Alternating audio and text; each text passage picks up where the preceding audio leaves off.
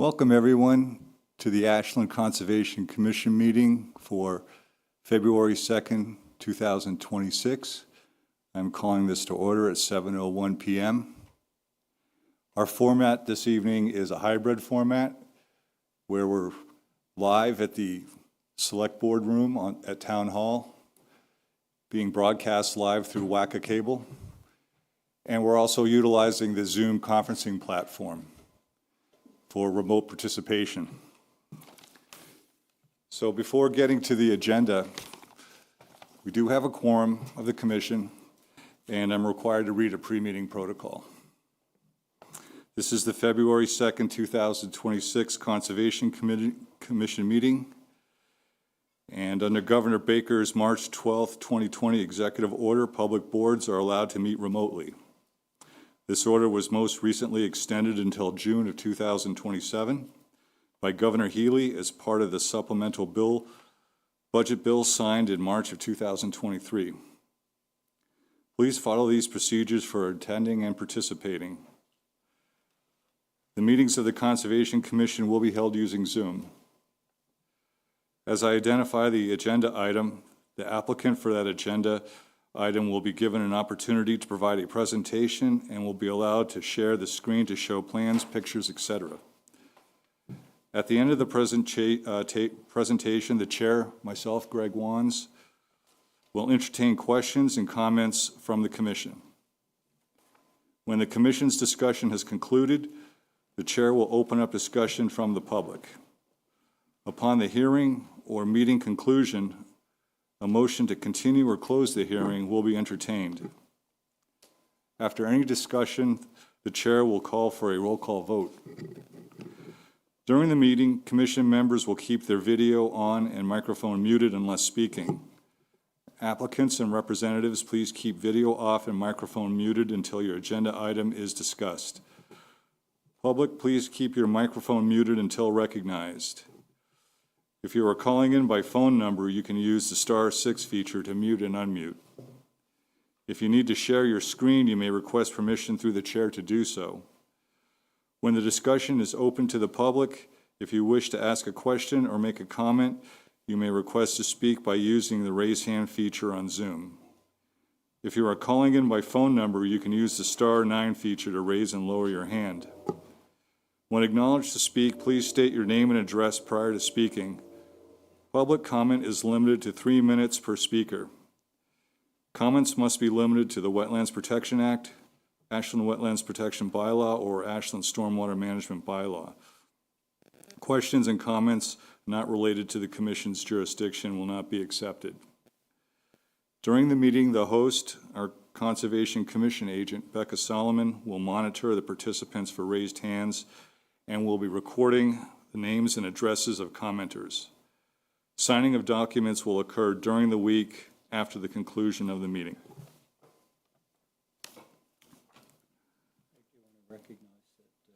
Yeah. Andrew Gorman's here as well. Who's here from Beals and Thomas? Andrew Gorman. Okay. Yeah, I also, at the table here at the Select Boards meeting, we have Michael Carter from GCG Associates.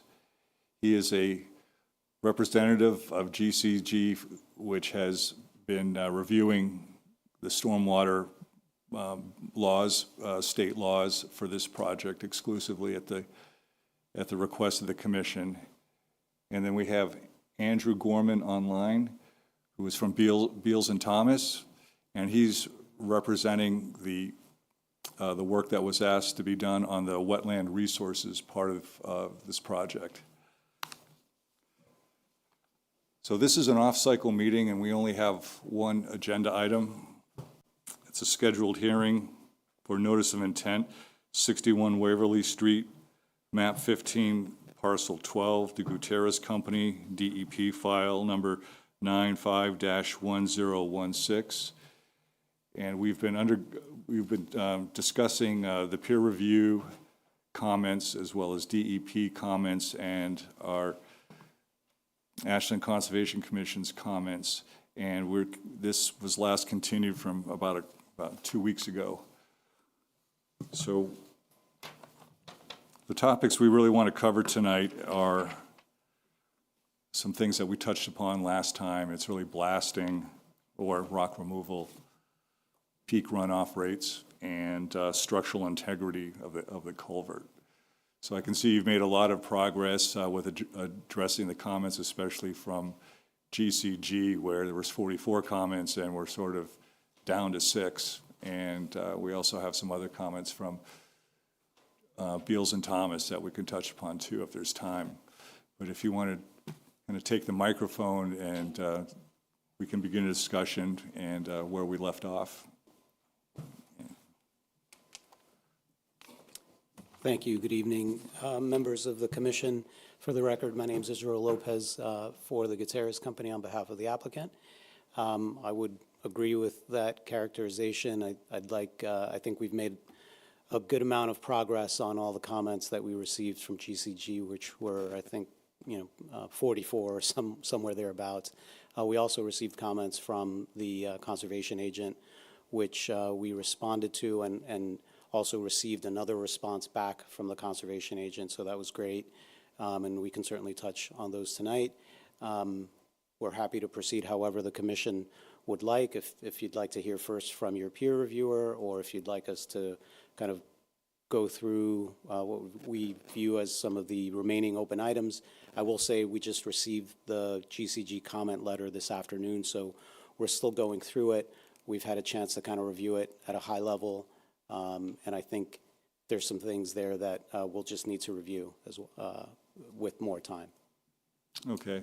I would suggest, Greg and Mr. Lopez, that we expedite things by deciding what we are all in agreement on, so that we can focus on the things that are still outstanding.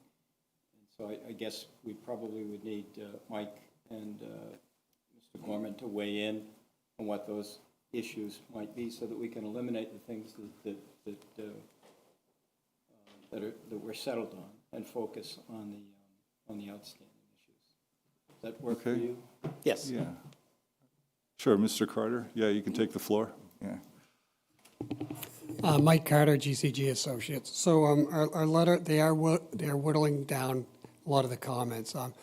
I would say the major things left up for discussion are, one, they still are, the design has an increase in flow leaving the site during the 100-year event. It's in the revised calculations, it's more than a CFS in certain areas. So I think that's probably the biggest hurdle that they have to get over. Another main comment was we asked for a ledge profile or ledge topography of the site. We determined that there's, in the report, that there's one corner of an infiltration system that looks like it's in ledge, and we're recommending either an additional test hole in that corner based upon their ledge profile. And then the other concern that I had before was down near Waverly Street, where we have the ledge face that's exposed that you drive by, and how close was the parking there. And they did sections before, and with the ledge profile, I've identified that there's catch basins that are off the main line. And last time we talked about putting clay barriers along the pipe to prevent groundwater breaking out. But there's catch basins that are 20 to 30 feet closer to Waverly Street than the main line. And one of the catch basins, based upon the ledge surface, looks like they're going to be removing ledge 6 feet down to get to the bottom of the structure, which puts us elevation-wise. You can look at it and we could talk about it, but there's a way to address that concern. I think that's just that's why I wanted the ledge surface, just to see if the catch basins were going to be in ledge, and they are. And when you remove the ledge, you open up possibility of open up fissures in the rock, and then potentially allowing water to seep down the Waverly Street, which is what we're trying to avoid. So that's still, we made progress on it. Now we know which catch basins are issues. There's really only one that I saw that was a concern, and they can come back with a design to prevent that from happening, I'm sure, pretty easily. And so that's stormwater. The rate increase is probably the biggest one, though. And those are the two major ones. I know in our office we looked at the hydraulics, and we've been offering, we found a couple things that we've been sending to them, that might help them. I'm sure they can accomplish it. It just might mean they might need to make their basin's a little bigger. And then the third thing is, one of the things that they're asking to do is, they've agreed to replace the drain line from the culvert underneath Waverly Street to the site and put a new catch basin in. I think what they're asking for is that they do the plans later on. You may want to, a lot of commissions don't allow that to happen because you want the plans as you approve designed, instead of doing a new plan after. And one of the things we found is when we were looking at that is that 90 Waverly Street, which is right across the street from the culvert, they replaced their septic system recently, and they had those wetlands flagged. So that work is all in a buffer zone. So I don't know if it is normal to approve a work in a buffer zone without having a plan, that's all. So I just make that suggestion. That's really up to you if you want to do that or not. But you'd be approving, giving an order of conditions to do work without a plan. Those are the three major items. So those three things outstanding, the rest of the points that you made comments on to the previous meeting. Make sure your mic is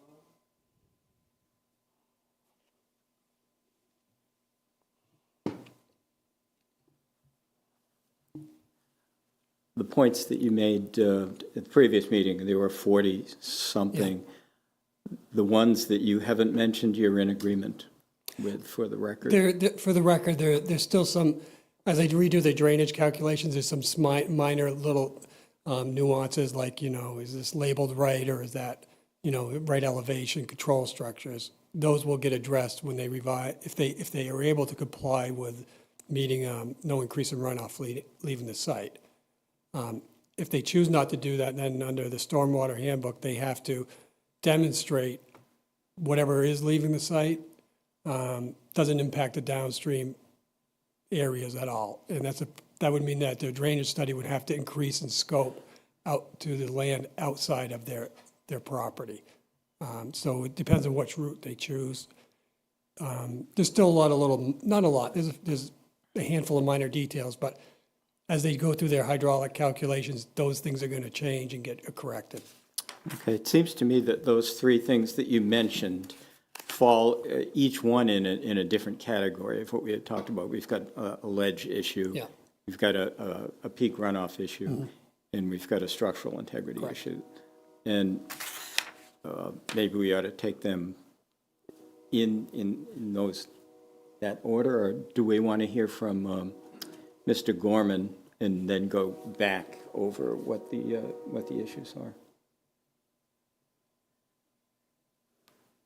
Anybody have a preference? I don't know.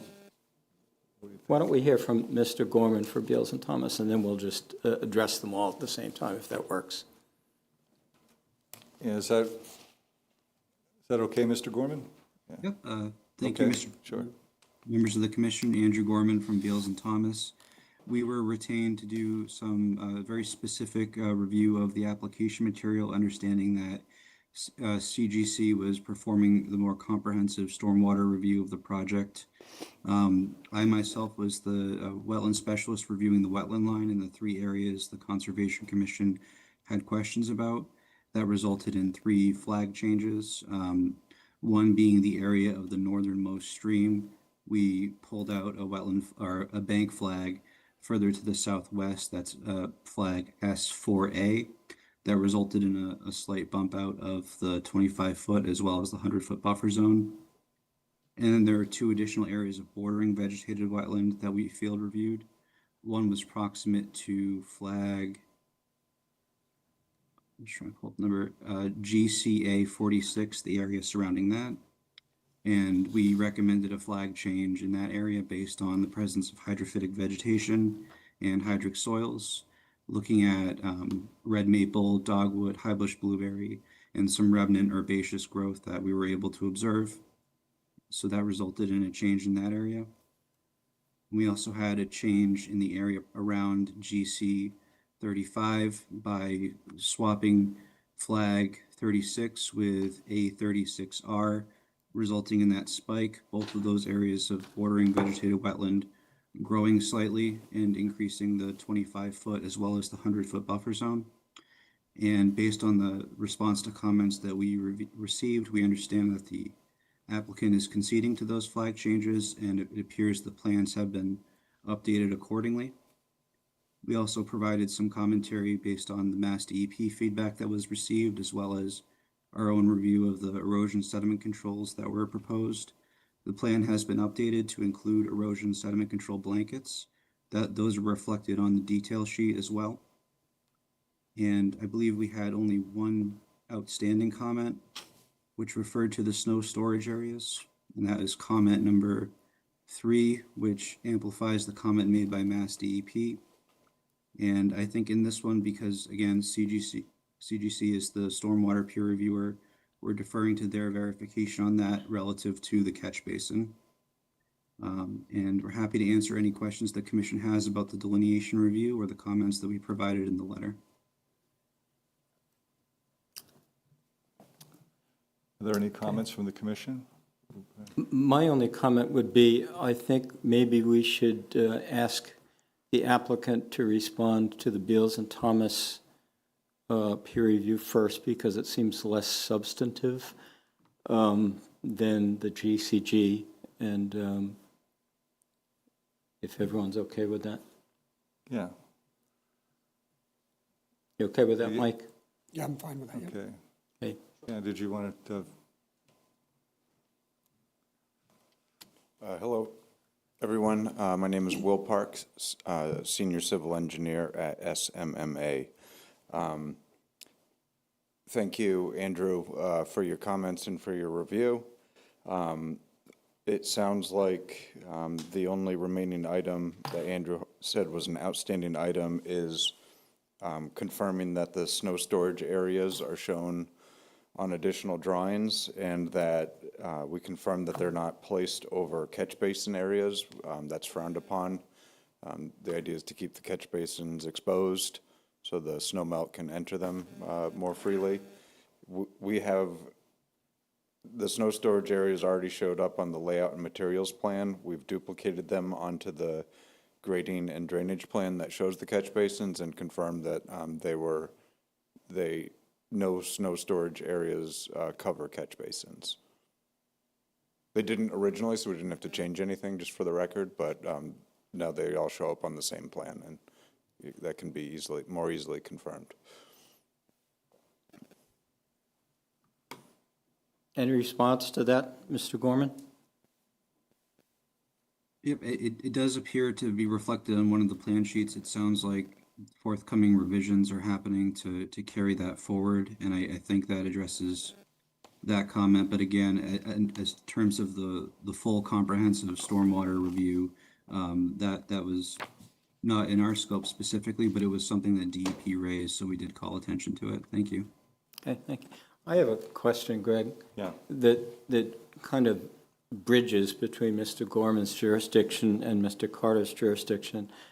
And it's kind of, it hasn't been really addressed, and I don't know if it's just a lay question and not a technical question, but I think one of the concerns that we had, why we had a separate peer review for wetlands from stormwater, is a concern as to whether work in the bedrock, whether that included blasting or removal or whatever, might result in either a decrease or an increase in the water of the wetland areas. And so, and in the GCG response to a similar question, under C-101 on page 5, it says, the applicant describes a losing system with regard to the wetland in the north corner. And does a losing, explain to me what a losing system is. Does that mean that for some reason the wetland area there is going to, the water in that wetland area will be decreasing, or it's decreasing naturally? So I guess my question to Mike and to Andrew and to the applicants are, is any of this work, in your opinion, going to either cause a significant increase of water in the wetland or a significant decrease of water in the wetland? I can try to answer that, and Will can certainly if you add to it. So what they're trying to do in their design is they look at different design points. Design points going to the wetland, design points going to Waverly Street, and design points going to Union Street. And they're trying to balance what goes there today with what will go there in the future. In theory, the perfect world, it would be exactly the same amount going to all those different design points. Now, if for example, Waverly Street has a couple design points, if one of the design points is a little higher here and the other one's a little lower, the net going to Waverly Street is zero. They met the intent.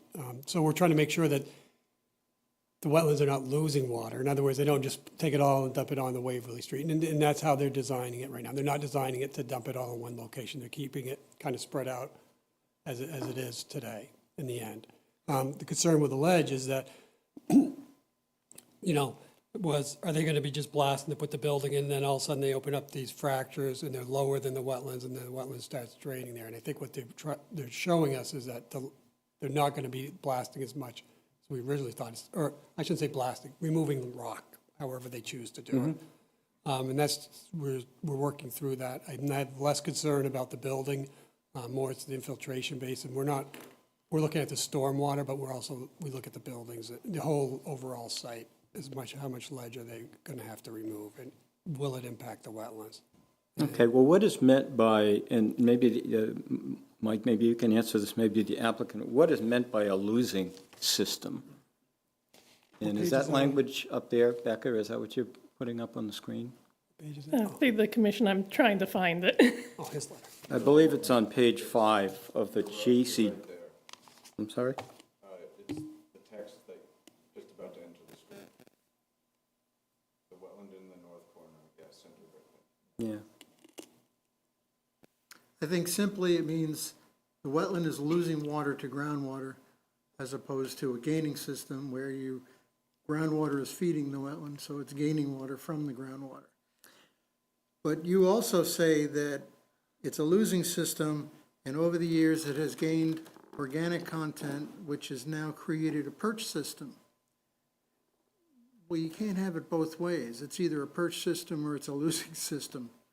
Because if it's a perch system, that means you've got a confining layer that's preventing water from getting into groundwater. So what is it?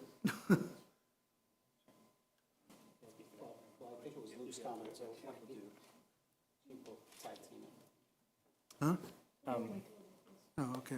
Good evening, Commissioners. I'm Luke Norton with Sanborn Head & Associates, geotechnical engineer and hydrogeology.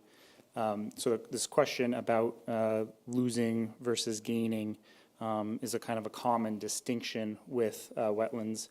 And your members accurately portrayed kind of the distinction between whether one is putting water into the ground versus one where the ground is feeding into the system. And in the comment we made about the material being perched through accumulation of fines and organic matter, the perched system still will lose water into the ground, but at a very slow rate. So it's not a completely impermeable or pervious barrier. And so it's a very slow loss over time.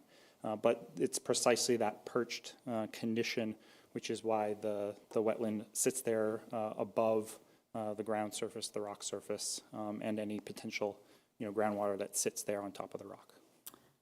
So, Most wetlands are both, okay. depending so- on what time of year it is. In the summer, they're a losing system. In the spring, when there's high groundwater everywhere, they're gaining water from groundwater. So- So you can't really depict the wetland system as one or the other. They're more or less generally both. So I guess my question is the proposed work in the rock area going to impact that? Is it going to raise or lower, or don't we know what the water will be, what the water level will be in the wetland? That's the question. So Luke, at a previous hearing, explained the lack of evidence from their, 25 borings across the site that there is groundwater perched on top of the bedrock. The bedrock that they did encounter was dry on the surface, for lack of a better explanation.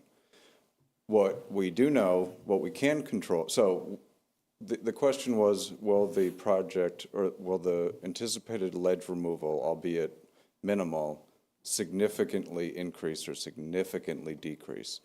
It's I think our combined professional opinion that the ledge removal will not significantly alter the wetlands, which are substantially far away. We can control a few things, which is where we've installed a perimeter foundation drain around the building that is directed to the wetland, so that the groundwater that's there now, once the site stabilizes, will constantly be refeeding the wetland, like a base flow, if you will. And also, we've strategically placed our infiltration basins on the wetland side of that bedrock ridge that we demonstrated with the bedrock contour plan. And we feel that, it's not directly next to it, it's still probably 100 to 200 feet away, that the water infiltrating there will naturally be feeding the wetland kind of horizontally. And we feel the combination of those structural pieces, the constant foundation drain and then the stormwater systems that discharge there, will replenish the wetland and keep the water budget as it is now. As Mr. Carter mentioned, we've selected our design points around the perimeter of the site, and those are the existing flows that we're matching through our stormwater model to make sure that we're not sending 10 times as much somewhere or decreasing something by 90%. We're essentially going to be matching it around the site. Okay, thank you. I have a question. Based on the bedrock model or surface, there is a ridge kind of across the site, and then it dips towards the wetlands. Pretty much that whole side of the site the bedrock is sloped down to the wetland. One of your infiltration systems is sitting on that edge, or on that slope. So any groundwater or any water that's infiltrated from that system is going to go down to bedrock and then flow towards the wetland, correct? That And is that most going likely to to happen. emulate existing conditions? Because I'm assuming groundwater or water that infiltrates now hits the bedrock layer and is moving along the bedrock surface. Because that's the only way water can get out of the ground, is either leave through escape through an edge, like the edge of the berm, the bank, or evaporate, and it can't evaporate if it's in the ground.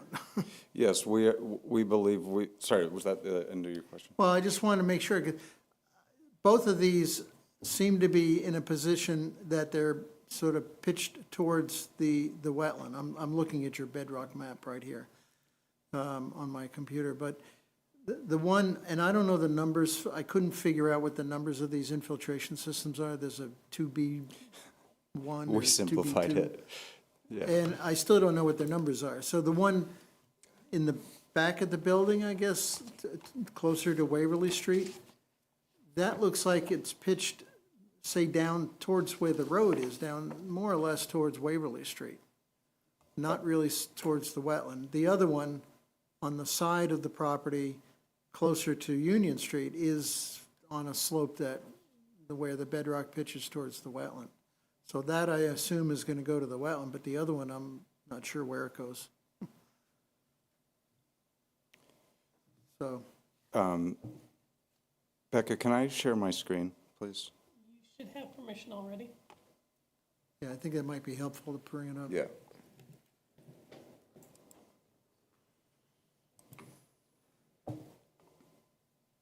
Okay, can everyone see my site plan? There it is. There we Yeah. go. Okay. So what the commission member was asking about, the basin labeling was confusing me also, so clear as day, the It one in wasn't the, just me. the one in the bottom right is System 2, That's two. and the one in front, here's the label, System 1. Oh, okay. 1 is in front, 2 is to the side. I couldn't see any label numbers anywhere, so.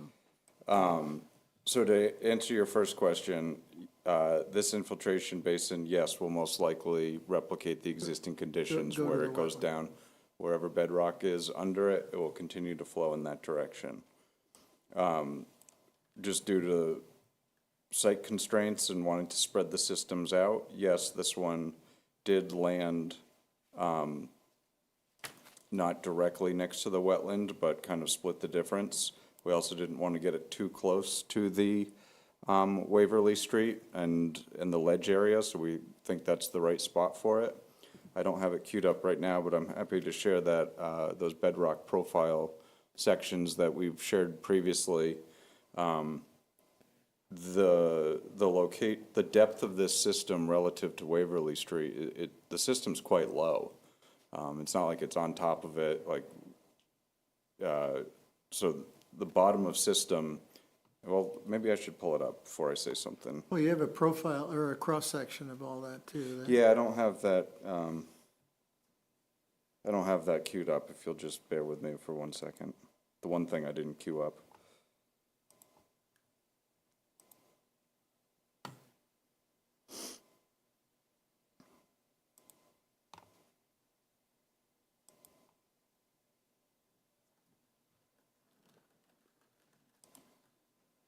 You can't see this, right?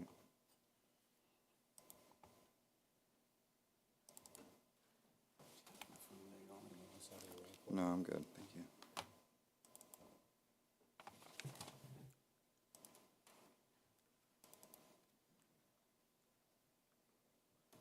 While we're waiting for that to come up, Mr. Lopez, are you good with, or consistent with Mr. Gorman's assessment?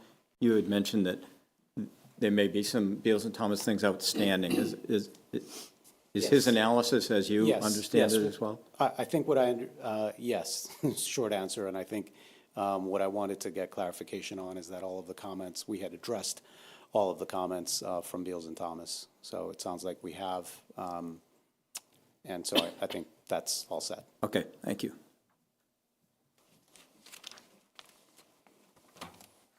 Thank you for asking. Okay. So here are the bedrock profiles that have been mentioned several times tonight. Just so everyone gets their bearings. This is a slightly earlier version of the bedrock contour plan. The expected bedrock contours are shown in blue. And the two site sections that we drew are section B, which is what we referred to as the worst case section, kind of through the, goes directly through up the ridge of the bedrock.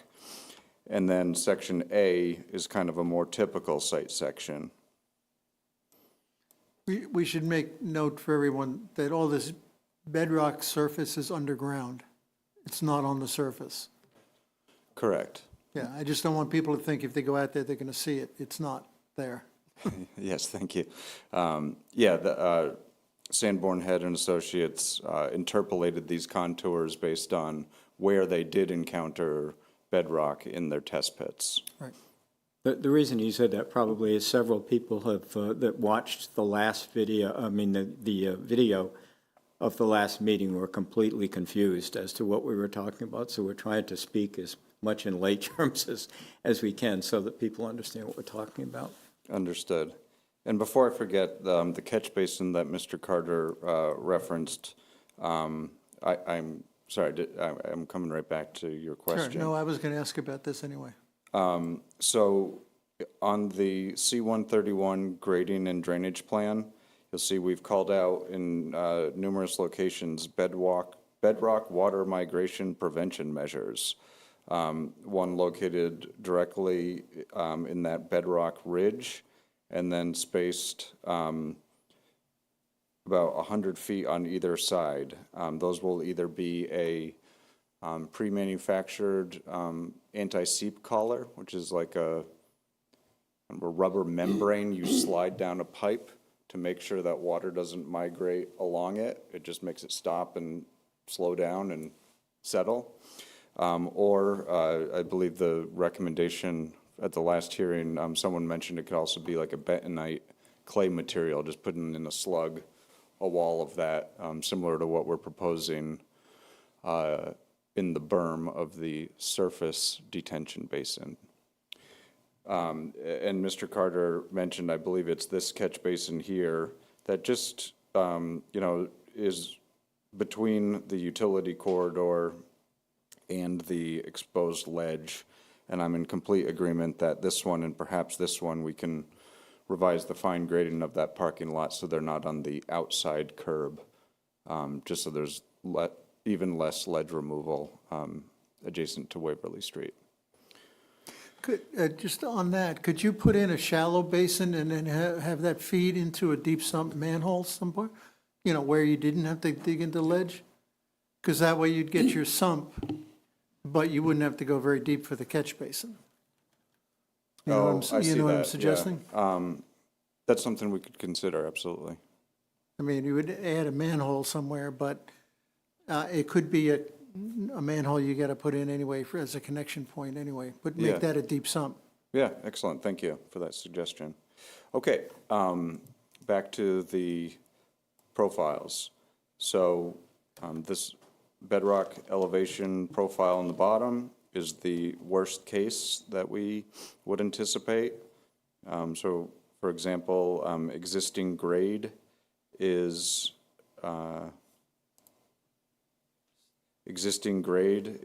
shown. Is it the dash line? The dashed line on top. Proposed grade is the one with the earth looking hatch right here. And then the anticipated bedrock is shown in blue. So as we've mentioned, one of the many site constraints that were considered in this site layout was the presence of ledge and wanting to minimize ledge removal to the maximum extent practicable. And we feel that by setting the finished floor where we have, we've successfully done that. Not only is this the primary building, but the foundations that go around the whole building, we think in only small little pockets, ledge removal may be required. But we've talked about this at the last hearing. It's a long way to answer your question. The subsurface system 1, in between the building and Waverly Street, you'll see, here's the property line and here's Waverly Street all the way over here. Infiltration, will go through the bottom of the system. It won't stay going straight down forever. Some of it is bound to flow horizontally, but we don't believe that we're introducing an issue where groundwater will travel, essentially horizontally and create issues at Waverly Street. So we feel like we've selected the ideal locations for these two subsurface systems. Is that, where's the profile that's showing? Could you just go back to that? Yep.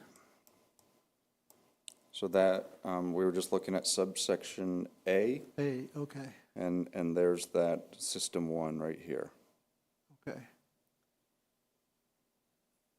So that's beyond the ledge that's exposed on the side already, Yes, sir. Okay. The exposed ledge is over here. right? Okay. Now, Mike, you mentioned that one of these infiltration chambers or systems has to be built into bedrock? Yes. it's the Curious back- which one that was, it's because I number- thought they were all above it. Number 1, the back corner, when you look at, I believe, if you look, see where your contour is right there, the blue contour in that back left corner. I think what we picked up on is that that's close to being in the ledge, the number 1, the bottom left corner right there. Because that's not depicted on the think ledge plan.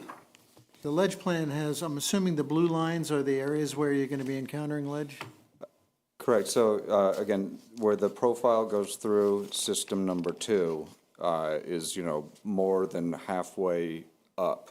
Sure. So I'll go back to that section. And we believe that for the majority of the system, we'll have at least the 4 feet of separation. We think on average, this is the 225 contour here, where our estimated bedrock is. We don't dispute that there's a possibility a corner of the system may have bedrock above this. In reviewing the GCG memo this afternoon, they make a recommendation to provide additional test explorations prior to construction in support of the full building design. The applicant would be more than happy to do that and have those areas witnessed by the town. And if modifications to the system need to be made to accommodate that, we'd be happy to do so. What's the ramifications of it requiring ledge removal? Do you need to do a mounting analysis? Does it, clearly groundwater is not going to infiltrate into ledge. We've, this happens in Yeah. construction projects in New England where bedrock does pop up where you don't expect it. We've seen several different outcomes from that. One is, if this, you take a few chambers where the bedrock was a little higher than you expected and move them to an area. Oh, okay, so you could relocate some aspect Yeah, of the change the system. geometry of the footprint of the system. Other times, town engineers or conservation agents have allowed that small corner of ledge to be removed to provide the 2 feet of separation and install the system as designed. So you'd actually have to take 2 feet below the bottom of your system? Yes, sir. We believe it would, if it is encountered, it would be a relatively small area. Okay. To the commission, just on that point of whether or not the commission allows the agent to accept small field changes such as that, you have in the past set precedent to not allow that. You have a minor modification policy, which is under the local bylaw, which has been waived, so would not apply to this project. That would normally allow it to be reviewed by the commission without a full amended order. Since that's been waived, the policies related would be waived, so any changes would need an amended order of conditions before the commission. Well, not only that, there's a lot of stuff going around this thing, and you start pushing the system around, you're gonna start pushing it into other utilities and constraints that don't allow you to move it too far. You got a drain line just above that, not too far away. On the other side of I'm looking at the plan, on the Yeah. other side of the system. We're confident that we would be able to accommodate any field revisions if required. Okay.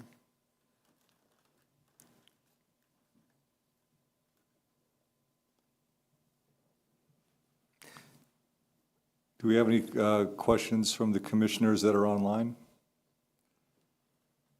Bill or Preston, would you like to weigh in? Yeah, I actually have a question on the subsurface infiltration system. You're using corrugated metal piping. What's the life expectancy of the pipe you're using? You are correct, sir. Corrugated metal pipe.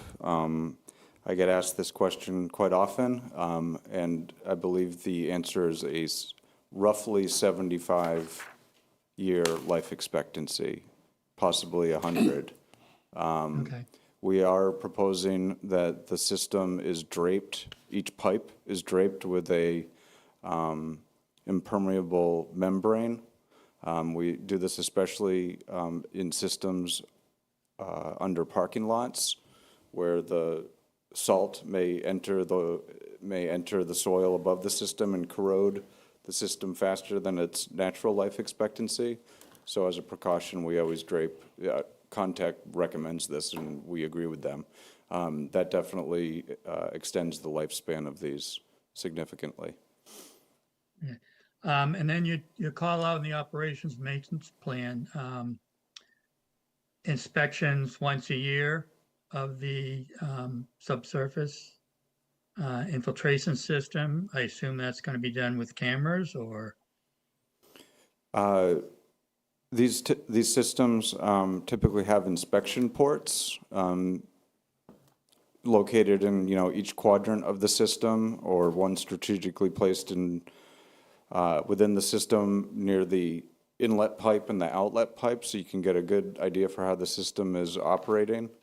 And then it's tight, but you can also observe quite a bit from the inlet and outlet structures too, albeit in just one of the one chamber they're aligned with, but still you can get a pretty good idea of how the system's operating from those, between the inspection ports and the inlet and outlet structures.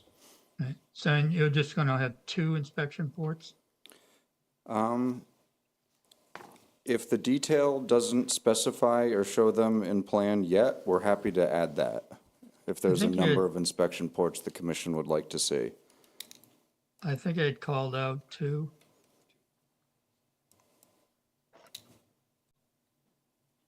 In the detail. Yeah. We're happy to increase that to a reasonable number if the commission would like. Guess that's more a question for Mike, whether he thinks 2 ports would be sufficient to provide, suitable inspections of the interior of the system. I would say probably at the most 1 in every other row. They tend to be in a parking lot and they get destroyed if you have too many of them when it's freeze thaw and they plow. But typically, every other row would be more than adequate. And you can just take a look down, like Will said, and you can see, if you see all kinds of water in there, you know you got a problem. If you don't see anything, it seems to be functioning fine. I concur with Mr. Carter. Too many of these, and they're small castings that lids can fall off and get jammed up. So finding that right balance is ideal. Okay. That's all I had. So does this system have isolator rows? These systems? No, sir. No? The isolator row is a pretreatment Right. method for the subsurface system. We've opted to all systems on the site, not just the subsurface, have a water quality unit as pretreatment,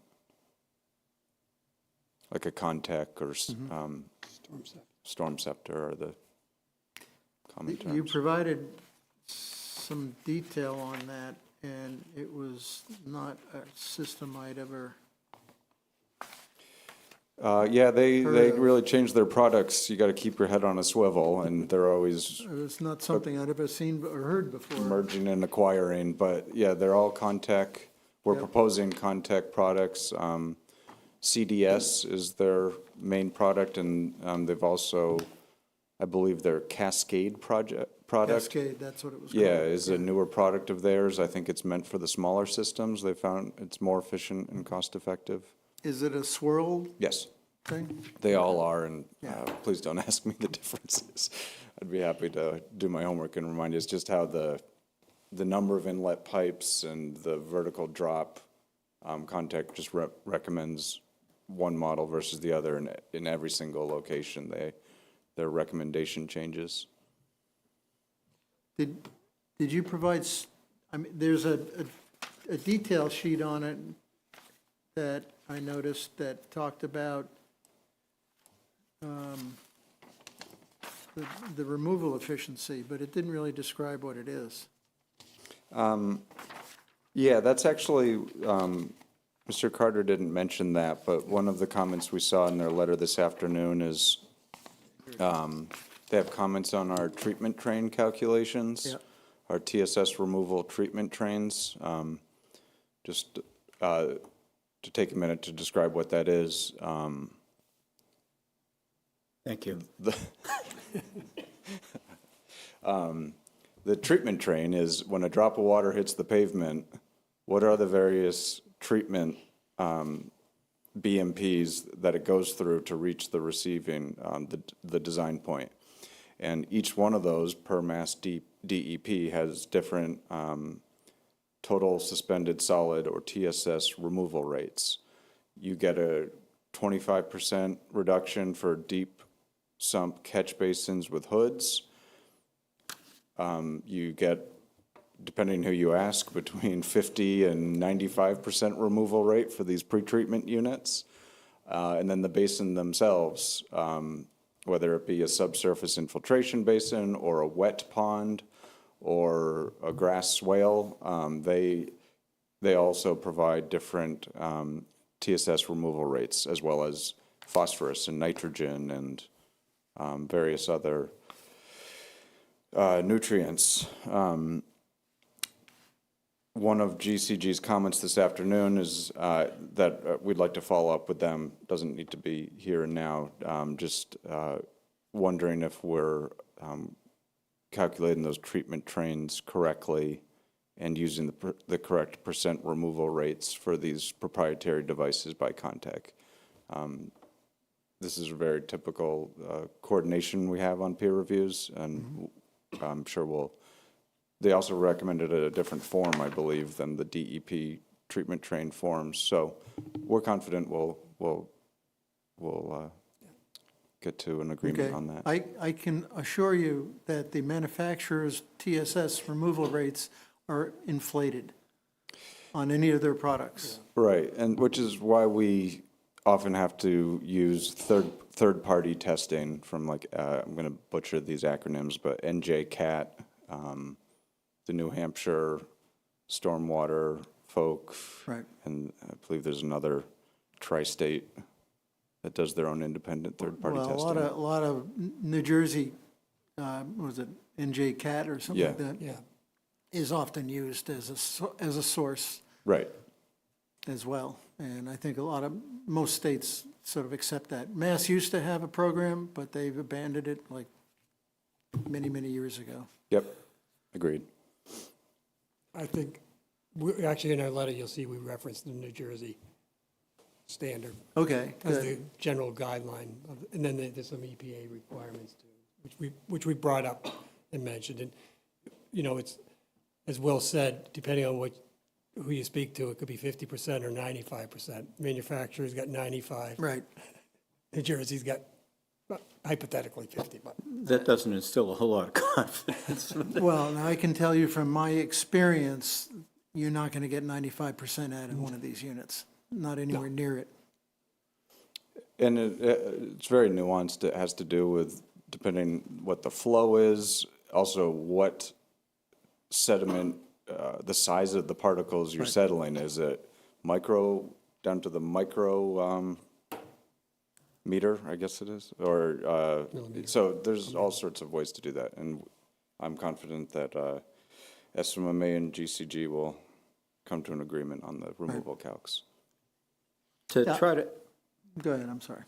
do you want to go into something else? I was No, going no, to try no. to summarize. Nope. So to summarize,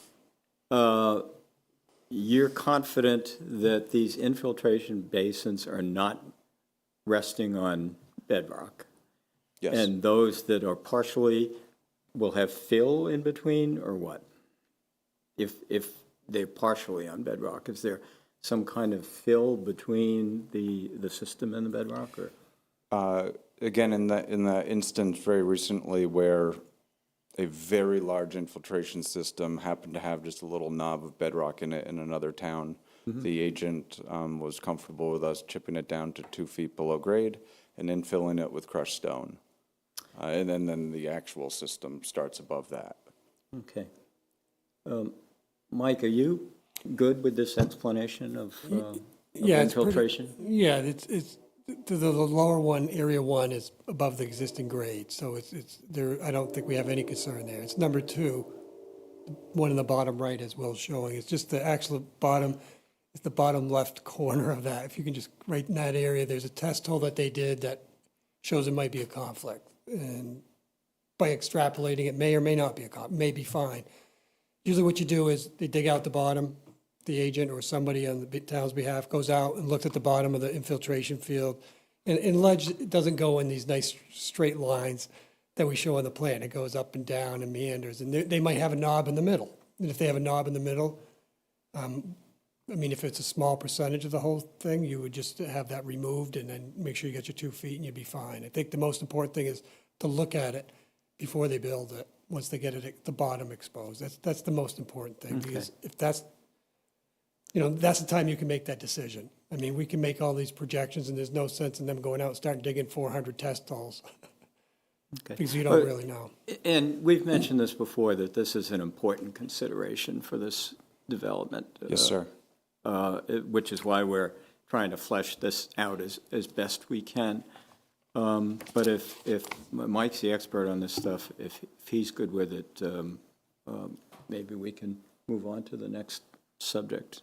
And you are Yeah, I'm satisfied? comfortable with this. It's just the hydraulics, getting the flow leaving the site is probably the biggest thing that it could be, it'll be worked out, but they may have to make a few modifications. to This make things issue's fair. been raised, it's been raised to us outside of meetings, it was raised at the ZBA. It's a concern for everyone, and so it's important that we get this right.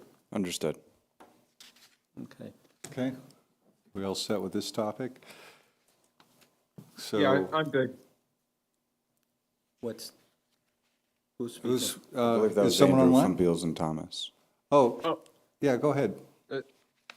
Why don't you take down that, Yeah. No, Mr. Buddy on had cuts, so I was good. So.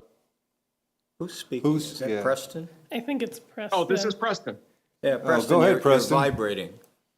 You get a little closer to your I'm sorry. microphone? Yeah. I'm sorry. I just wanted to say that you had asked if we had comments on, commissioners online had comments, and I'm all set. Okay, all right. Thank you. Thank you, Preston, for letting us know. Okay. So are we all set with the ledge? And so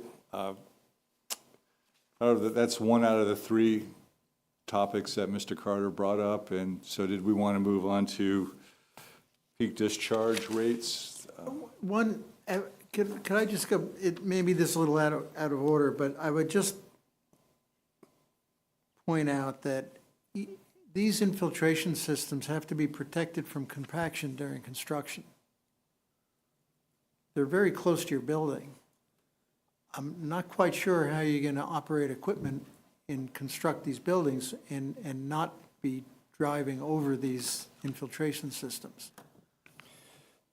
That's a requirement under DEP, that you've got to sort of mark them off and keep equipment off it so you don't pack it down, because then it won't infiltrate. So I believe the DEP requirements you're referring to are the native soils below the system. As to not, Mr. Carter mentioned when the site is excavated to install the system, that's when the contractor, engineer, and town observe the bottom to say, we thought this would be a sandy soil. It looks like a sandy soil, and there's not pockets of organics, for example. And that natural subgrade is what DEP says you can't track over and compact it and change the infiltration characteristics. Once the system is installed, these 48-inch, Arches. sorry, I just saw myself in the reflection, I got distracted. Once these arch systems or the CMP pipes are installed and the stone is put around them, those things are hard as a rock. There's the contact in their literature brags about how the minimum cover of these systems, you can drive construction equipment over them with like 18 inches of cover, especially if there's pavement put down. So these are the yellow ones? The yellow ones were proposing that small pocket system near Waverly Street. The two big systems, systems 1 and 2, are, I believe, 48-inch CMP pipes. Oh, okay. Very, very strong. These will be covered up and likely paved over very quickly. And I'm very sure that the minimum cover over the system will be met within a day of them being installed, and the contractor will know it's there. And I don't think the team would have any concerns with construction equipment. I don't think the compaction issue is related to once they're constructed. I think it's before they're constructed, so that the soils aren't being compacted, which you're planning to rely on for infiltration later. Yeah, I think we're aligned. That's what I, Okay. Yeah, the key thing is, I get what what he's saying is, let's protect that area before you go in there and you start. Right. You start driving all over it and, you know, once you get it cleared and grubbed, but maybe you gotta just fence it off until you build the systems, or, you know, stake it off. That's what he's saying, right? yeah. Yeah. And I'm willing to guess the contractor's gonna wanna have this be one of the first things that happens Oh, on site. okay. I Get mean, this that's fine then. Yeah, get it installed, so they can use the area on top for staging or vehicle circulation, whatever they need to do. And these systems go in very quickly. Yep. I'm always shocked at how quickly they go in. You know, this is a 2-3 day between the first dig of the shovel to it being like covered. If everything goes smoothly, it's less than a week. Okay, all right. I mean, if that's the case, then I don't really have a problem with it, but it's just, you know, the concern is if you pack it down, it's not gonna work. Yes, After of you course. spend all the money on it. Yeah, the contractor's aware that they're not allowed to drive equipment in there. You peel it off, come out of the hole, and invite everyone out there to inspect it, and then no heavy equipment goes back in. Right, okay. All right, I'm good. Okay, before we switch topics, is there anyone in the public who would like to comment on what we had just spoken about regarding ledge and infiltration? I see Gene Walker Gene has her Walker. hand raised. Yeah. You can come off mute. I think you're still muted.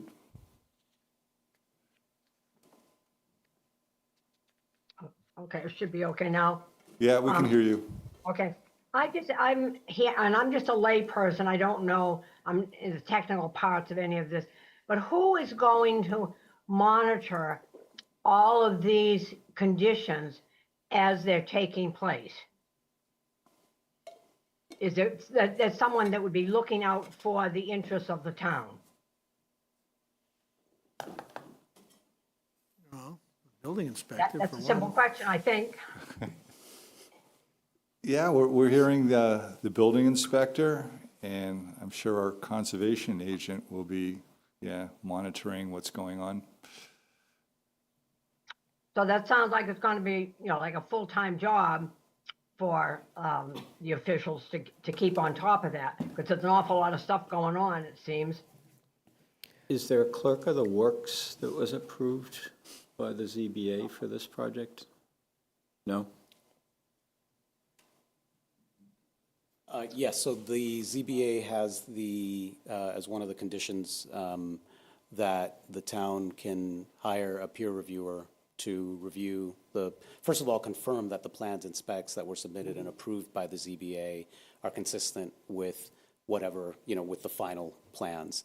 And then coordination is required with the building inspector and DPW director and other town staff as necessary, which would include certainly, the fire department.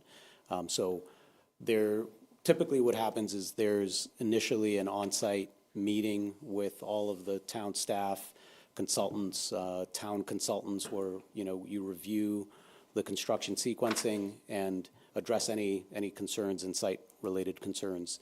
And then there's ongoing reporting that the project, the contractor will provide, to the town periodically during the process. If you would, if you could suggest, are those finalized, those conditions? They are. They are. Well, if the Conservation Commission could be looped in, if they're going to hire a peer review person to peer review conservation-related items, it would be good if they reached out to the Conservation Commission, because that didn't happen at the ZBA level, which is why we now have peer reviewers here at the table with us. So maybe we can avoid issues if that conversation takes place in Absolutely. real time. Absolutely, and it is a requirement that we provide those final plans to the Conservation Commission, and that they meet all of the applicable standards for Mass DEP. So, Okay. Thank you. And then my last question I would have for the moment, and I don't think I introduced myself in the beginning, Gene Walker, 123 Waverly Street, is, the question would be, what if after this project is done and it's all finished and so on, what if some of these things that seem to work on paper don't work in reality? Because we certainly have tons of ledge in Ashland, and there's been problems with that before, that many construction sites have had these wonderful plans, and then there's water in people's cellars and everything else afterwards, because what was on paper wasn't really reality. That's a good question, and it's a good point, which is why we're going through the detail that we're going through here. We can't guarantee outcomes. We can only do the best we can to get our input and our experts' input as to what they're saying will actually happen. With regard to what happens if it doesn't, it depends on what it is that's failing. You know, if it impacts stormwater and wetlands, it would come back to us for consideration. I'm sure that the DEP would, DEPW would have some involvement, as would probably the select board. But we're kind of hoping that we can alleviate those problems by properly vetting this project. Does that make sense? It sort of answers my question. Could I? Yeah, I don't have a direct answer. Who is want to Okay. speak?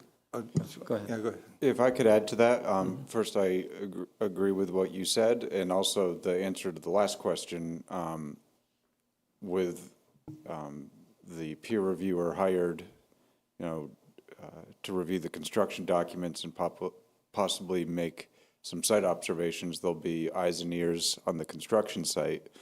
Regarding post-construction, the project has submitted an operation and maintenance plan, which is a recorded document at the Registry of Deeds and requires the owner to perform routine, scheduled observation of the stormwater system. Some things need to be observed 4 times a year, sometimes every 2 years, depending on what it is. And they have to follow that plan and keep logs of their observations on site, and those can be made available to the conservation agent when upon request. So things like, catch basins get observed 4 times a year. The subsurface system, I forget off the top of my head, but a little less frequently, and even the roof drains, we've added to this plan at the request of, I forget which one of the peer reviewers requested that, but we've added that to the O&M plan as well. So there's some self-reporting as well. Okay, did you hear that, Gene? Yep, I did. And that's one of the 10 DEP treatment standards, just, which might be a nice segue. Okay, thank you. Yeah. And you're also putting forth a robust dewatering plan as well, in case you do encounter more water than you're expecting. Yes, the topic of dewatering plan has come up a few times. We actually don't really have definitive direction on that. We've maintained that the site contractor will be submitting that as part of their standard pre-construction documents. They are the experts, in on-the-ground work with dewatering, so we think that would be best coming from them. We've outlined what a dewatering plan on a project like this would include. We've included that in, I believe, 2 of the responses to the town. But that's kind of where it stands right now. to summarize, it's standard, we've offered what a typical dewatering plan would include and stated the contractor will submit one. And we haven't been, that topic hasn't really come up outside of that. Okay. We can provide one if you'd like. We just, I think, sorry, I think just to provide a little context, so the commission doesn't get the sense that it's not that we don't want to provide a dewatering plan. So the value in the dewatering plan is really to present the measures that are going to be implemented during construction in order to manage any water that is expected to, flow off the site. To date, based on the test pits that we've done and the bores that we've done, we really haven't observed water to any meaningful degree. So a dewatering plan at this point would be less valuable. What will end up happening is that prior to construction, we'll complete another geotechnical report that will include additional, test bores, and those can further inform whether there's any water, where it's observed at during the site, and then at that point in time, you really have a much fuller picture that'll allow you to say, okay, here's where we anticipate water, or by the way, we did more test pits, we didn't see any water anywhere. And so that'll allow you to put together the appropriate dewatering plan at that point. At this point, it would kind of be a kitchen sink approach where we don't know what's going to be encountered. So what we're doing or would do is just kind of provide the laundry list of measures that can be taken to address water at the site. So it's really not, it's really just a function of timing and providing the dewatering plan at the point in time where it's actually going to be valuable to the commission. Sorry. Okay, yeah, thank you for that clear explanation. Yeah. Okay, so it looks like we have a question in the select board room. So why don't you come to the mic and give your name and address? Hi, Art Johnson, 4 Roberts Road. I just had 2 questions. One was, will they be drilling any wells, or it's just town water to supply the residents of this place? And the second question is, I understand the building is kind of in a U shape, and it's going to be sitting on top of the bedrock, and they're going to be drilling or blasting certain areas of the ledge or bedrock. Do you know how long those places where you're going to be cutting into the rock, how long those are, lengthwise, how long they're going to be, or you haven't run into that yet? You mean, how long is it going to take? No, not how long it's going to take, but how, the length of the Okay. base or whatever they're going to anchor the building down. First question's a shorter one. yes, we will be using town water and not drilling a well for water supply. The second question, sorry, do you mind if I share the screen? Sure, go ahead.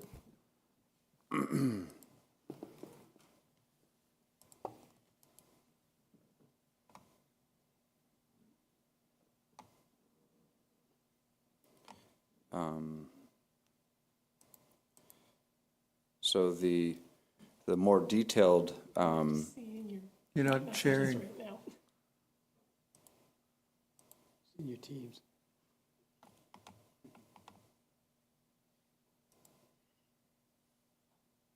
anyone want to see Spotify?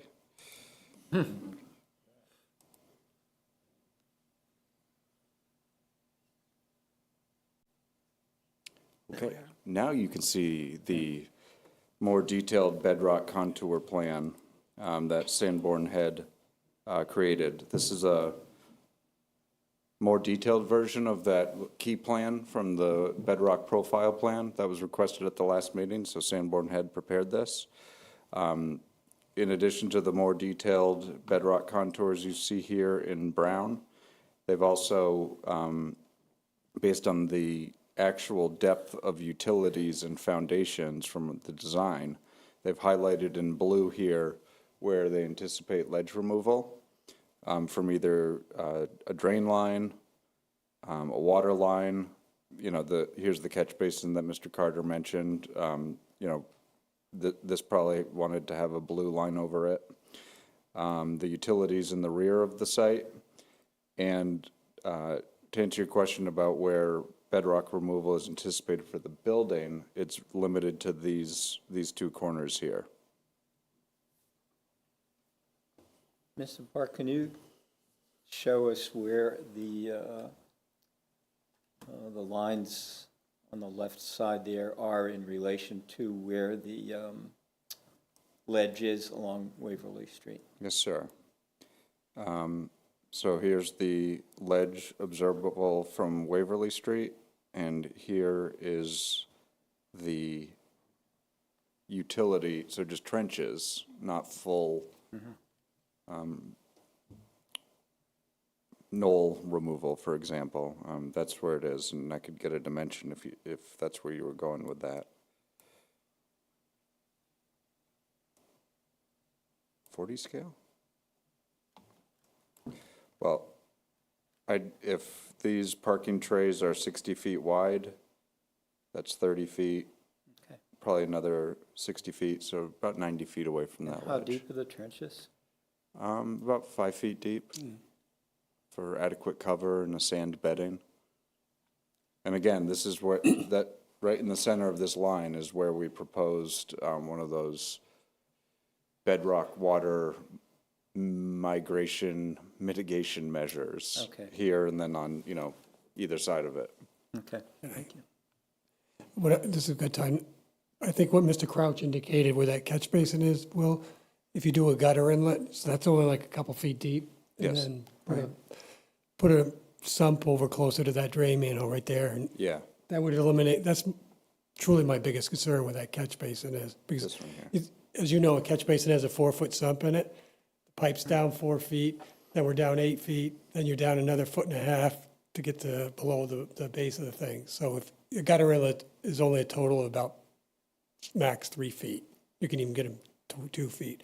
That would eliminate putting a big, they're gonna have to blast that. They're not gonna be able to whole ram down circle. So if we could put a gutter there, that would reduce a lot of, some of my concern with that, where the ledge could break out on that surface there because of rock, cracking in the rock when they blast. Okay. Or more likely, we can, combine these two catch basins to Yeah, one in the in the corner or corner. something, A just good to idea. get it further away from this ledge knoll.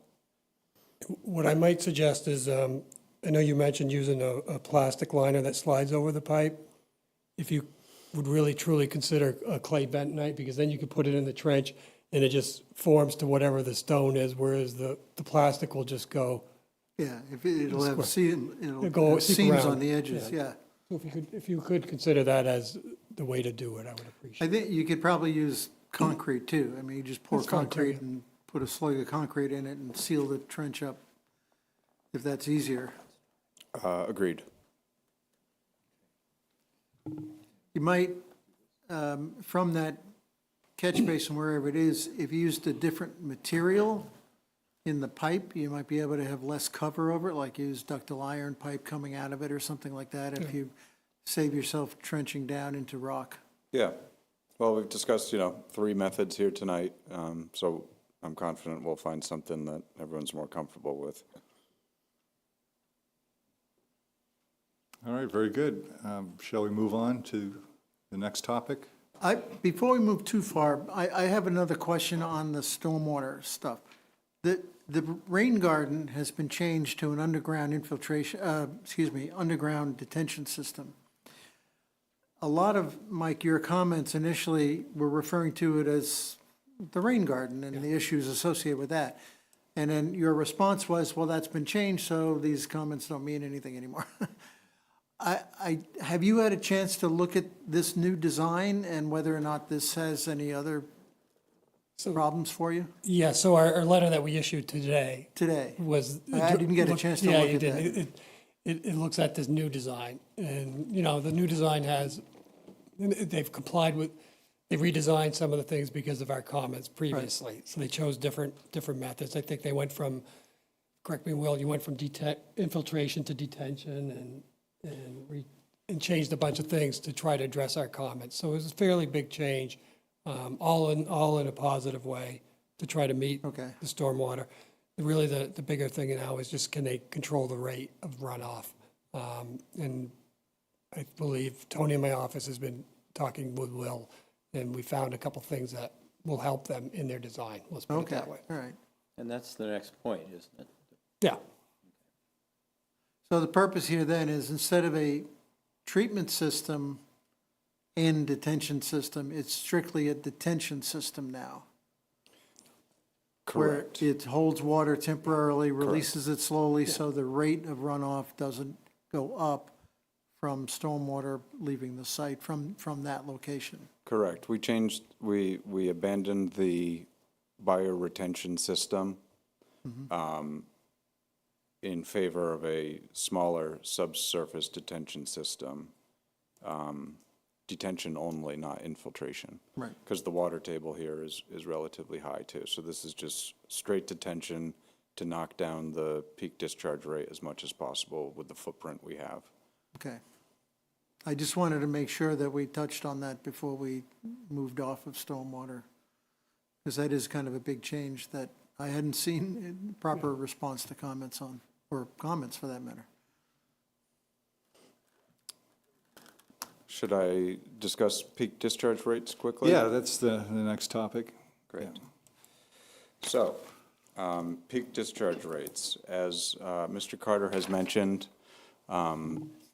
they have provided comments, and we believe there's a path forward. We're going to continue to review the model, and we think that further adjustments can be made to get us over the finish line on this one. This is the peak discharge table as of, when we submitted the comments back to GCG. So we're confident that the existing and proposed discharge rates for the 2 and 10-year storms will be met. These very de minimis, in our opinion, increases where we remain confident that we'll find a way to have those meet or be a decrease from existing. Regarding the 100-year storm, same thing, we're going to continue to refine the model and are confident that we'll get these to match pre-existing flows. I just want to remind everyone that the DEP Standard 2 requires that proposed meets or is less than existing in the 2 and 10-year storms. The 100-year storm, you just need to prove that no downstream flooding will occur as a result of the discharge from the 100-year storm. It does not have that same post-development, pre-development comparison requirement. So we're going to continue to tweak the model and try to find ways to make this work. There remains a chance that 1 or 2 of these design points will still have a very, very small de minimis increase. So I just want to address that now while I have your attention. The comment letter we submitted last week to Becca, to the conservation agent in response to her second review comment was describing the downstream conditions that will receive these de minimis increases. Those are at design point 1, which is the 12-inch RCP in Waverly Street. We submitted calculations with conservative estimates that pipe has a full flow capacity of 2.52 CFS, cubic feet per second. What we're showing here is that the post-development conditions, not only from our project, but all contributing areas to that 12-inch RCP pipe is only 1.8 CFS. So the 100-year storm, when it's rained 8.22 inches outside, this pipe, according to our calculations, will remain at about 60% full flow capacity. In our opinion, not causing flooding or making the situation worse. Similarly, design point 2, which is the northern portion of the BVW that some of our basins are discharging to. This 1.36 CFS in the 100-year storm. We've calculated that when you convert that to a volume coming out of the pipes and entering the northern portion of that wetland, the water level in that wetland will temporarily raise about 2 inches. Again, this is during a 100-year storm that may not occur in our lifetimes when it's raining 8.22 inches outside. Our project will contribute that much to that wetland. That's probably not even enough to discharge, here it is, to discharge out of the PVC pipe at the northern end of it. And this is a picture, I'm standing in the standing water, and that's the 12-inch PVC pipe. That is much more than 2 inches above the water level at the time that picture was taken. And then after that, if it makes it out of that pipe, it has to flow through about 380 linear feet of a very densely vegetated swale before going through another 12-inch RCP and into the stone box culvert. So in practical terms, we maintain that these are de minimis impacts and not causing flooding issues to the 12-inch RCP, to the northern pocket of the wetland, to the swale that connects the wetland to the stone box culvert or the stone box culvert itself. We're going to continue to work with the model to try to find ways to make all of those numbers match or be less than existing. But there's also a chance that we might be back having the same conversation again about a few of these. So this is a work in progress still, Yeah. this discussion. I have a question that I guess it's related to this. It's not directly related to these numbers, but it's related to something that GCG commented on in their conclusion. And it said, I'll read my question here. It says, GCG commented that during pre-construction, most stormwater drains southwesterly, while post-construction, most stormwater flows northeasterly. I guess my question is, because we had a question earlier about what happens when this is built and people's basements start flooding and things like that. And I'm not saying that that's going to happen, but it does happen sometimes. So my question is, why is this important and why is that significant? And so I guess the question is really to Mike, and then if you want to comment on his answer. Okay. So if I'm reading this, the majority of the stormwater now flows southwesterly. The majority of the stormwater post-construction is going to be going northeasterly, which means that the water's flowing in a different direction. Is it? Am I reading that wrong, or is that? You want to bring up your design points? Existing. My main takeaway from this is they just sent a letter this afternoon with thoughts on this. We're still reviewing. We're not significantly changing drainage patterns out there.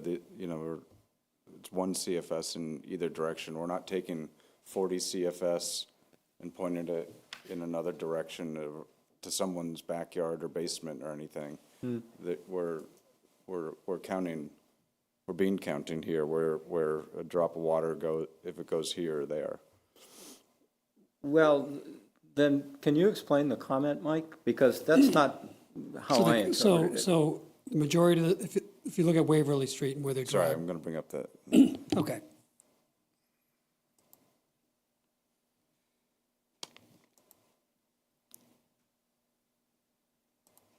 We're trying to make sure they balance the site.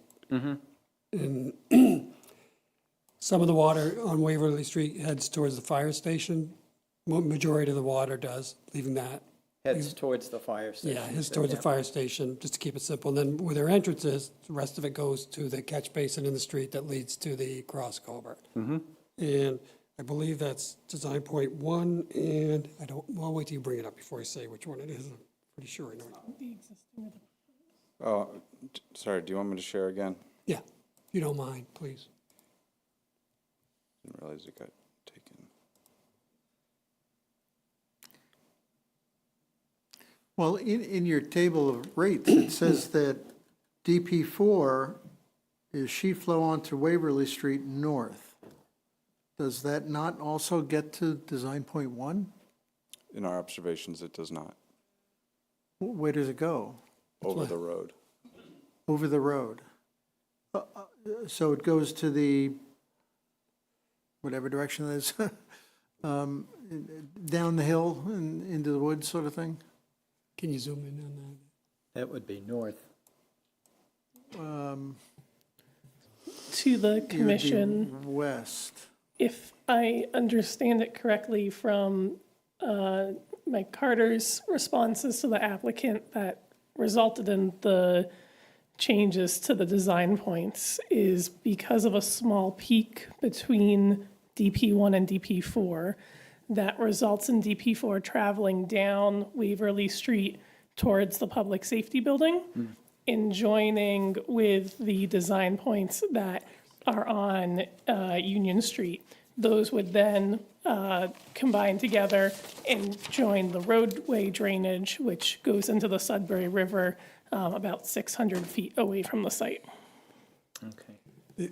The real goal is, we're trying to make sure that when we're done, we're not dumping all the water one way or the other. And they're close to balancing it. And if you look at, like DP1, which is the catch basin, they have quite a bit of flow going there. And that's probably my biggest concern, that we don't. First, they've agreed to remove and replace it, which is great, because the thing is, who knows how it was put in. We're going to get to that. Yeah. And so the ultimate goal is in our review is we're down to, it's like micromanaging stormwater is what we're doing, and making sure that when we're done, that someone downstream won't have more water coming to them in the end. Okay. And that's all what that means is, right now we're looking at, you got more going this way than you had this way, and it's not a lot of, as Will said, it's not, not a lot of water. Just to kind of put it in perspective, I think in his 100-year storm, he said he had, to that catch basin at the bottom of the hill, has 1.8 CFS going to that. A catch basin grate typically has a capacity of 2 CFS, a general rule of thumb.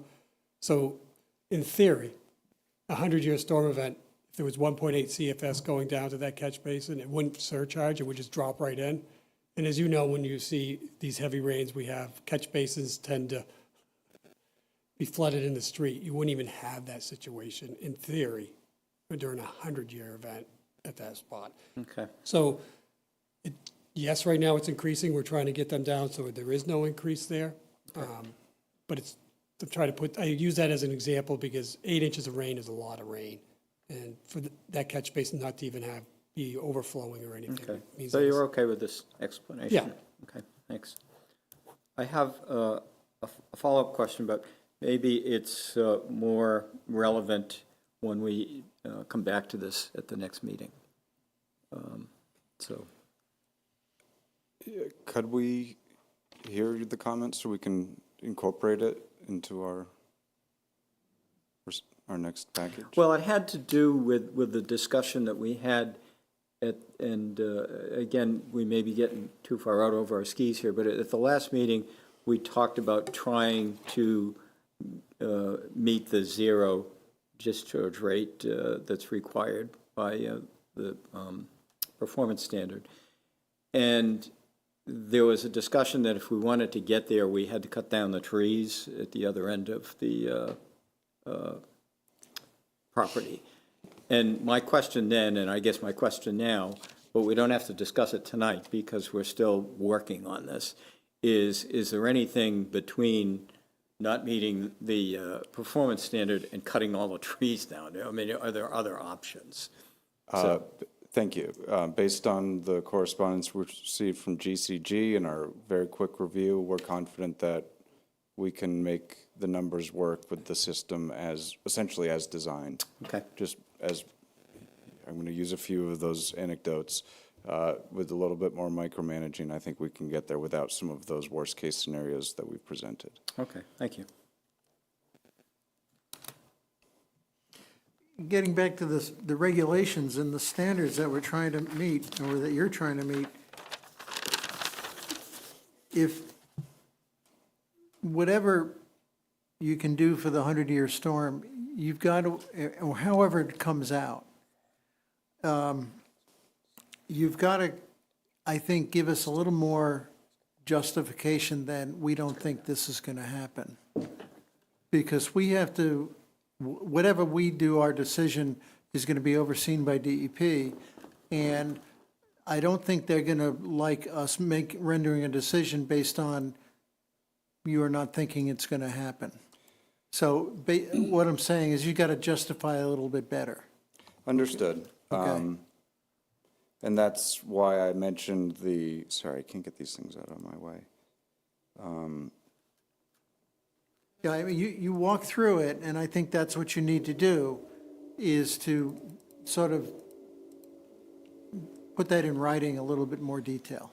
Understood. And I don't know if the commission had a chance to review our response to the conservation agent's second, but I we only started, I submitted didn't get them. all the way through it.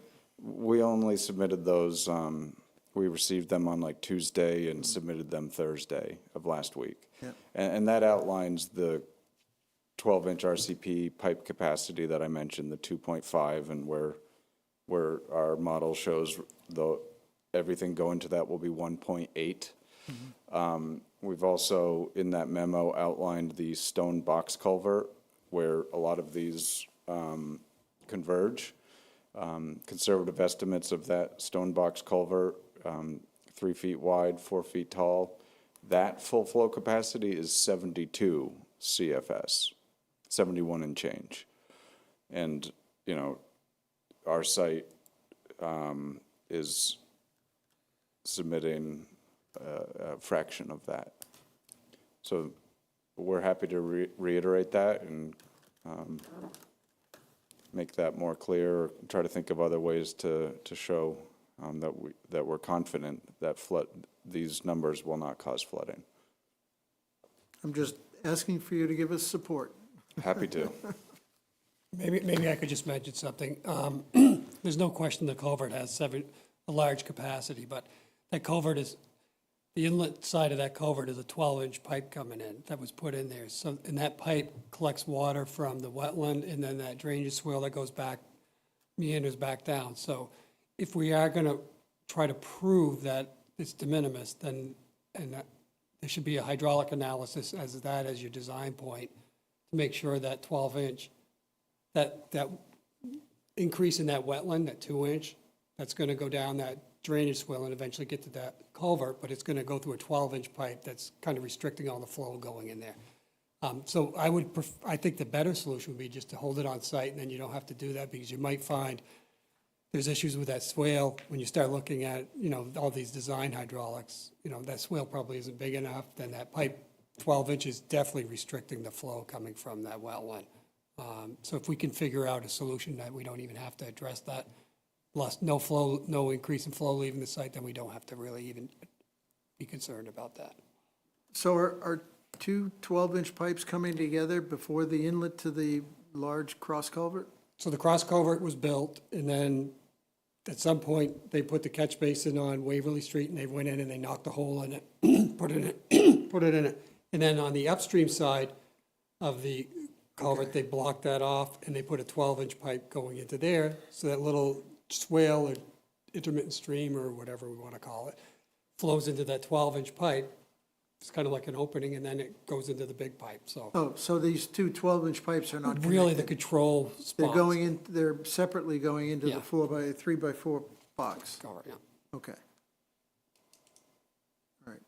So those are the real control. The culvert itself has more than enough capacity. More is condition than capacity. So the question is, you don't have a design point that incorporates anything in that stream sort of downstream of your site, is that correct? No, and we've talked about this. That's kind of a open-ended question. You know, there's that storage facility uphill of it. Got it. We don't know if that has catch basins around the perimeter, and it also goes into a swimming pool-sized infiltration basin with a trickle coming out, or if it all sheet flows out of there with no detention at all. The assumptions that first of all, I agree with what Mr. Carter said. Our goal is to get the numbers to match so we don't have to talk about this. But proving that the capacity of the other 12-inch inlet pipe is challenging. There's so many assumptions that we've presented that 1.9 CFS going into that standing water, raising 2 inches, and probably not even getting into that swale is proof enough, but we hear the commission's remains concerned. We've heard that. So that's DP2. Correct. And is that design point actually at the property line then, of the wetland? It's at the 25-foot no disturb that we're respecting.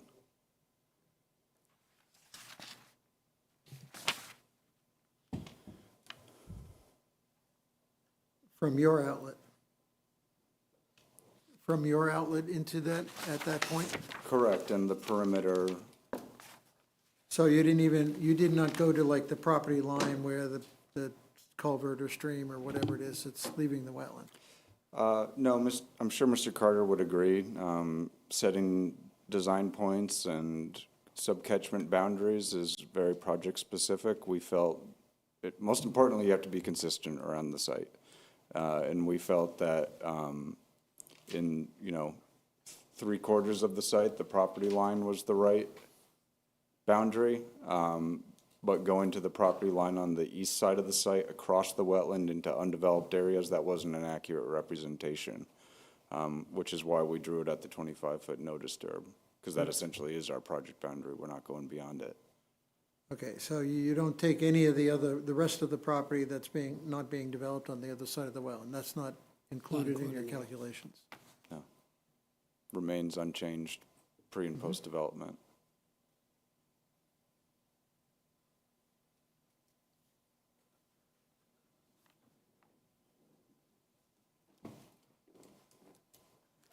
Does that possibly mean that the flow from the site to the 12-inch pipe downstream exceeds 2.5 CFS? Because you're contributing 1.36 in the post-construction. So the 2 CFS that he's talking about is the drain line on Waverly Street, where Right. the wetland, if you make the assumption that 12-inch has the same capacity, you're absolutely right. And Well, that's what I know the slope and everything coming into play, but But you're right. And so I think probably if they had to do that, it would show that 12-inch is being exceeded. is exceeded even without this development. I got you. That's why I'm saying hopefully they can just resolve it within their boundaries, and then we don't have to go down that path. Okay.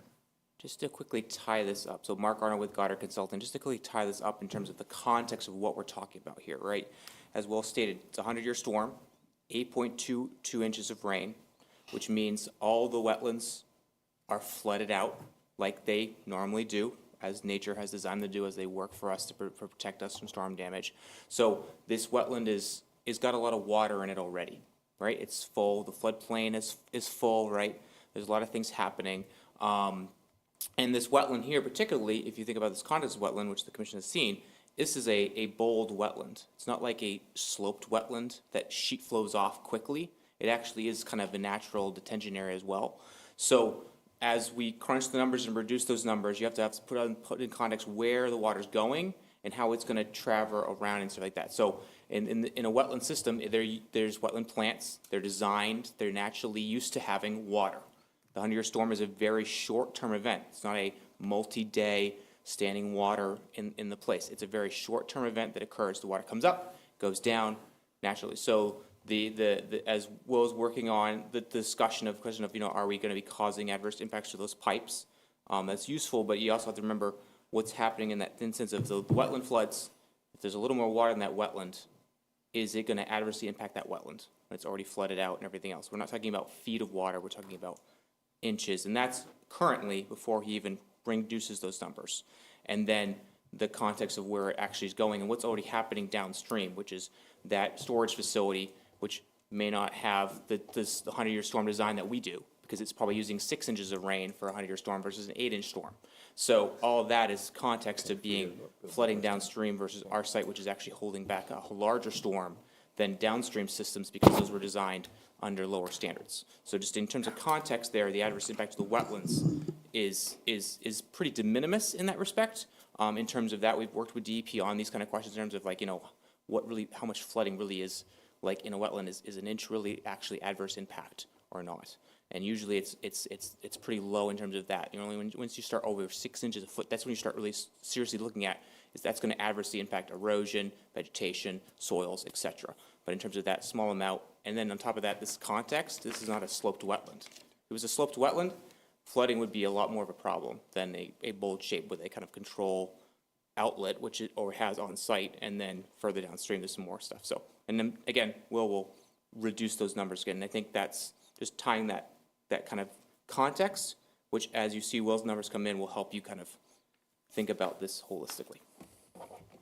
Okay, thank you. So, yeah, we're getting kind of into a time-sensitive spot here, so let's move on to our last topic that Mr. Carter had brought up. Yeah. We have... Is that the culvert, or that replacement yeah, of the structural drain line? integrity. Yeah, I think what I said is, do you want, they've asked, I believe they've agreed that they would replace the 12-inch, but do you want that to be designed now, or do you want to make it a condition? That's really the question, I think, that we need to discuss. Okay. It's, you want to... Because it is in your resource areas. Okay. Yeah, hi, Mr. Lopez. Yeah, go ahead. Hi, so, thank you. So, I think, first of all, we understand the comment, we understand where the concern is coming from in terms of wanting to have that connection, the RCP pipe that we're proposing to install be done properly. We respectfully feel that it's premature at this point to fully design that pipe connection. What we'd like to do is expand the limit of work to incorporate the replacement of that RCP, which is entirely within the right-of-way, as the town knows, or as the commission knows, and then have the opportunity to coordinate with the DPW. There's no disagreement that there's going to need to be significant amount of coordination with DPW. They're going to have not only comments around traffic, but also the construction of the pipe itself. We saw the comment that ductile iron should be used. The DPW may agree with that. They may want 12-inch, RCP instead. So those are the kinds of details that we think ought to be designed. And prior to construction, there's a process that's already established through the ZBA comp permit process, and I'm happy to share at the next hearing in more detail how that process will work. But essentially, we have to provide a set of plans. They need to be reviewed by the town. The town can hire an inspector, and they also have to be reviewed and approved by the DPW, which is ultimately, at the end of the day, the town department that needs to be comfortable with it. So we're simply proposing that work, that detailed design, be done as a condition to the getting a building permit. Is that a condition of the ZBA's approval, replacing that pipe? It is not. So thank you. So what we proposed and committed to do under the comp permit was simply to replace, as Mr. Carter has mentioned a couple of times, the catch basin and then the offline manhole structure that's going to replace that existing structure in the roadway. We've heard the commission's concerns about the RCP, and we've volunteered to replace the RCP as part of this order of conditions. We don't think that it's necessary in order to mitigate any downstream impacts, because we've demonstrated the amount of flow that's going through that RCP and how relative to the capacity within the existing pipe, from a capacity standpoint, the pipe has sufficient capacity in terms of size. But we also have seen the condition that it's disjointed, and we've offered to replace the pipe. So we think it's fair and reasonable and would be premature, because it doesn't necessarily have any, the replacement of the pipe doesn't have any bearing in terms of downstream impacts from a capacity standpoint. It's not going to cause flooding, in our view, given its current capacity. So it's really just a function of trying to provide a benefit to improve the resiliency of that pipe that exists today. Sorry. Can I follow up? And please, if I miss Would you be willing to extend the offer to replace the pipe to include reinforcing the stone culvert? Not replacing the stone culvert, but reinforcing area. It may need to be reinforced anyway if you're going to replace the pipe that's coming through the wall. At this point, I just couldn't say. I don't know what that would mean, where it would need reinforcement, what type of reinforcement, and what that would entail. And I think that's a level of additional infrastructure work that I think is beyond what we would be comfortable in terms of offering to connect to. The DPW may decide that it wants to make other improvements at that time, and certainly we would coordinate that with them. But there are many other contributors to the flow that goes through that culvert today. And I think, as we've shown, our contribution to that is pretty small. The DPW director is online. Doug, do you want to weigh in on this part of the conversation? Sure. Thank you. I think just part of this is we could tie the design into the road opening permit. And I think Israel, I think they're also going to need a road opening permit anyways for some of the work that's already been approved through the ZBA permit. Correct. So what you're saying, Doug, is that you would agree with Mr. Lopez's suggestion that these designs wait? But and not be part of our approval of this? I don't know. I'm not a lawyer, but I think it could tie into the occupancy permit if they agree to certain things that are not completed as part of the whole, whether it's the ZBA or Concom. And that's a very typical, I'm sorry, I didn't mean to interrupt. I was just going to say that that's a very typical way to proceed. It's really no different than our commitment. It's really essentially extending our commitment to replace that catch basin that's at the entrance to our site and the offline manhole structure. So prior to us being able to pull an occupancy permit, we would have to demonstrate that that improvement was constructed and that it was constructed according to the DPW standards. So they would have to sign off on it prior to us getting a building occupancy permit. Okay, the only reason I'm raising the issue is because it was raised by our peer Sure. reviewer. Sure. And so I don't want to go against what their suggestions might be, and maybe the other commissioners could weigh in. I think we could handle it as a condition. I mean, assuming we're going to issue a permit, it could be handled as a condition to replace the pipe. And it would tie into our COC.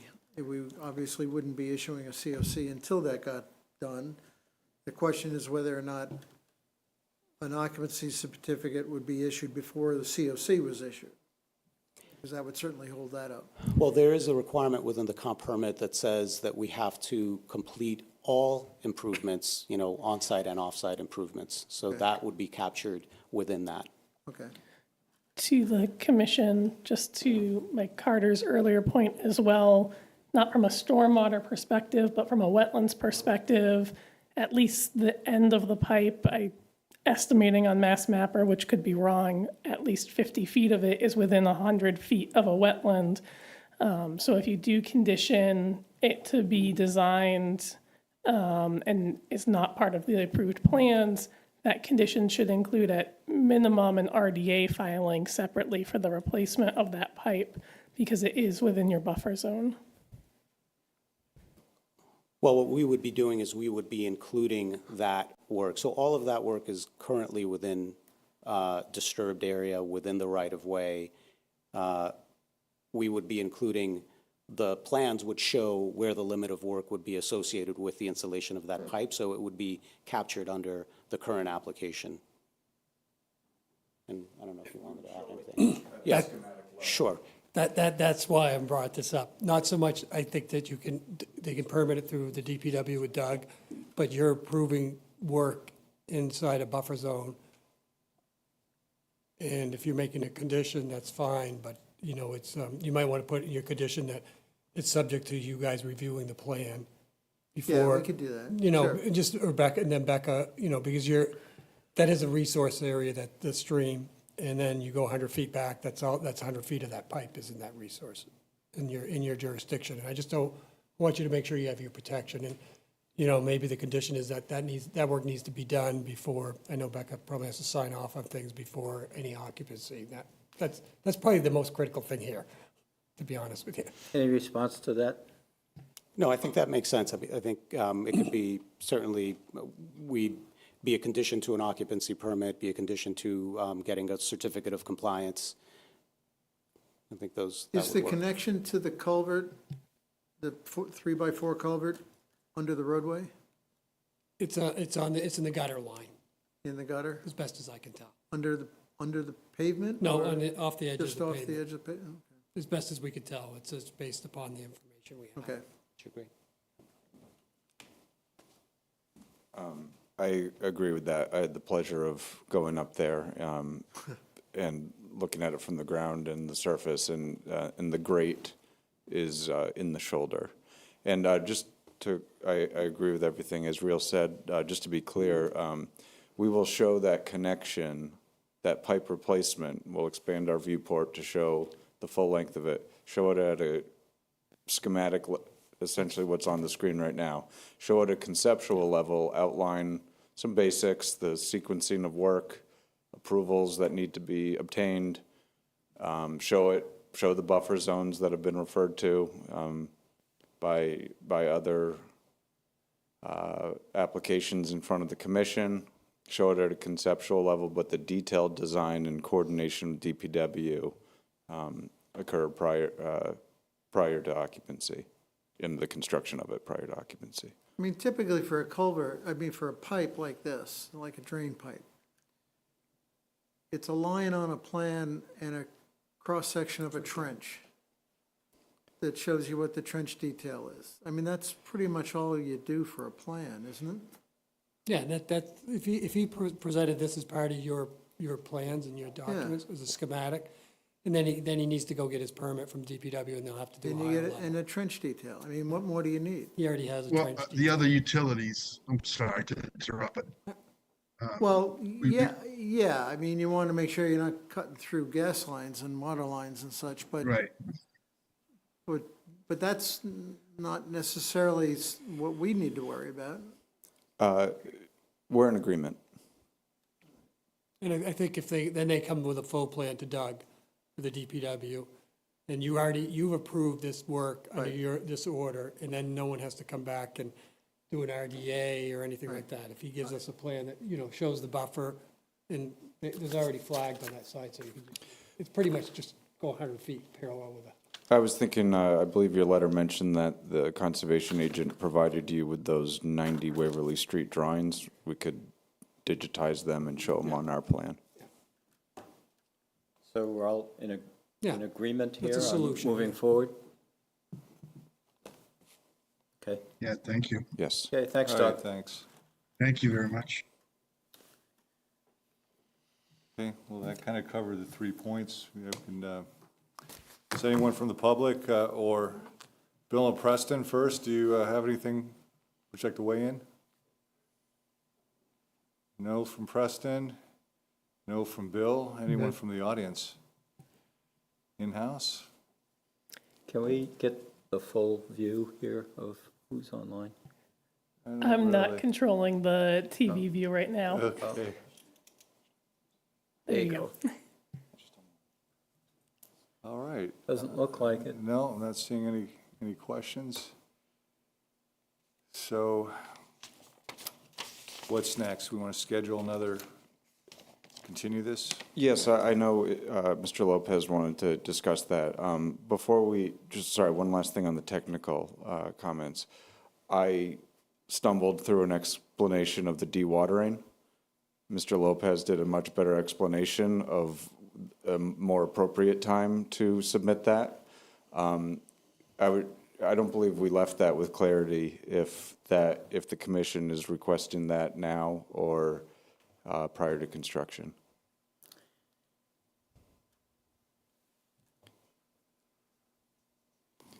Two of our submissions, responses to comments, have outlined, more of the kitchen sink approach.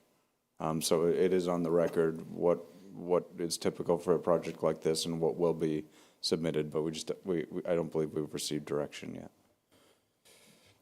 Well,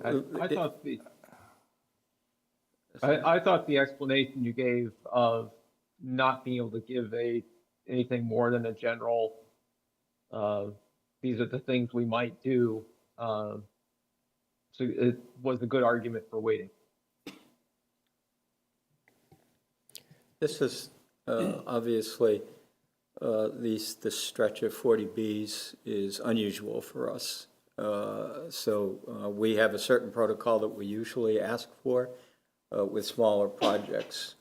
I tend to agree with Preston that this is a different circumstance. As long as we get one and it's approved, I'm okay with that. I don't know what the rest of the commission feels. Yeah, and it's also a requirement for a SWIP permit too, right? Yeah. Yes, that was one of the things we've listed. Yeah. Yeah. To the commission, if you are to go that route, I would recommend adding conditions that the dewatering plan be reviewed by the commission as a whole prior to construction beginning, rather than just myself, given the size of the project, as well as adding conditions of what you don't want to see on the dewatering plan, just to make it very clear, like no dewatering should be occurring in the 25-foot vegetative buffer that the ZBA required off of the wetlands, things like that. I agree. Okay. All right, any other comments? All right, I guess want to move on to continuing the hearing, picking a date? Yeah, okay. Can I ask one favor? Anytime you write a letter, put page numbers on it. There are no page numbers on any of these comment letters. And I can't tell going from one page to the next to go back to where I was, because there's no page numbers. Yeah. Okay, yeah, Mr. Lopez, yeah.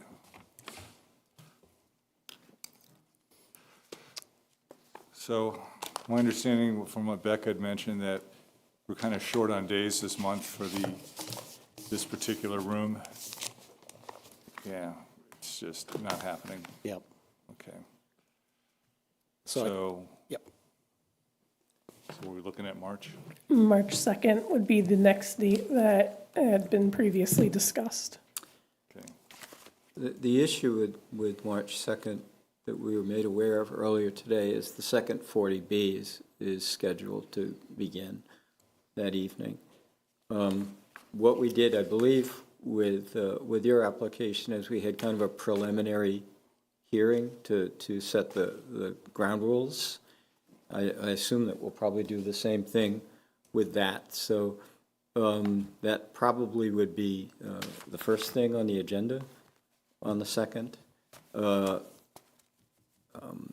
That we would be doing a preliminary hearing to set the ground rules for subsequent meetings. So it won't just be your application on March 2nd. You're okay with that? Yeah, no, that's fine. My sense is that, given the conversation and the progress I think we've made tonight, and based on the comments and the feedback that we've gotten, I'm hopeful that that hearing should really kind of get us pretty close to having addressed, if not having addressed, all of the comments that we've received to date. So I would think that we would be able to get through all of the items that are still open that we've outlined tonight. Okay, yeah, I think we should strive for that, given that we have a nice time frame here, and we'll make the most of it on the 2nd. Okay, and does the commission, can we talk about the subsequent hearing date? I know the calendar gets challenging with different applications, so I think it'd be great if we can maybe look Yeah, at the date sure. for the following hearing. Hopefully we can schedule something within March. So what was that be, Becca, 2 weeks after the 2nd? Yes, the next 16th. one would be March 16th. I don't see any room reservations at that time currently. Okay, Put us in. yeah, All righty. all right. Great. I think Okay, that works for me. So Okay, great. So we're going to continue to March 2nd. Yeah, do I hear a motion to continue? Let's see. I just want to get the, do I hear a motion to continue notice of intent 61 Waverly Street, map 15, parcel 12, the Gutierrez Company, DEP file number 95-1016 to March 2nd at 7:05 PM? So moved. Second. Roll call vote? Ackerman, Crowe, aye. aye. Crouch, aye. Atkinson, aye. Moulton, aye. Wands, aye. Motion passes, so we'll see you on the 2nd at 7 o'clock. All right. Thank you. Thank you very much. Yeah, Okay. Thank you. Another productive meeting. Mr. Gorman and Mr. Carter, thank you for being here. Appreciate your input. Very much. Okay, next on the agenda, we have review of minutes from January 12th, 2026.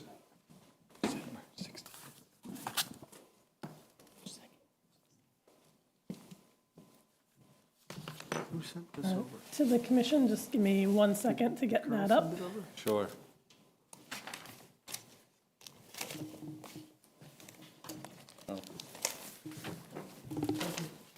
Thank you. Good night, thanks for coming.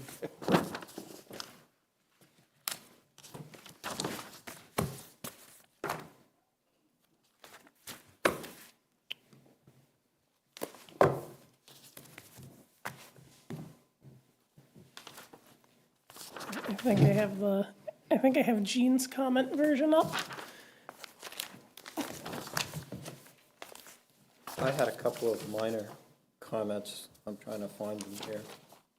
At least I thought I did. Night, Artie.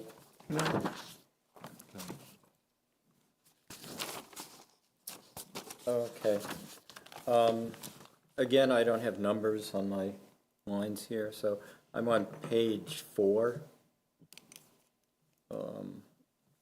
On mine, it's the last line before it says no motion was made or no vote was taken. It says, Mr. Hackinson suggested containing Mr. Jordan. Not sure what that meant. I don't think that's what I said, but including maybe?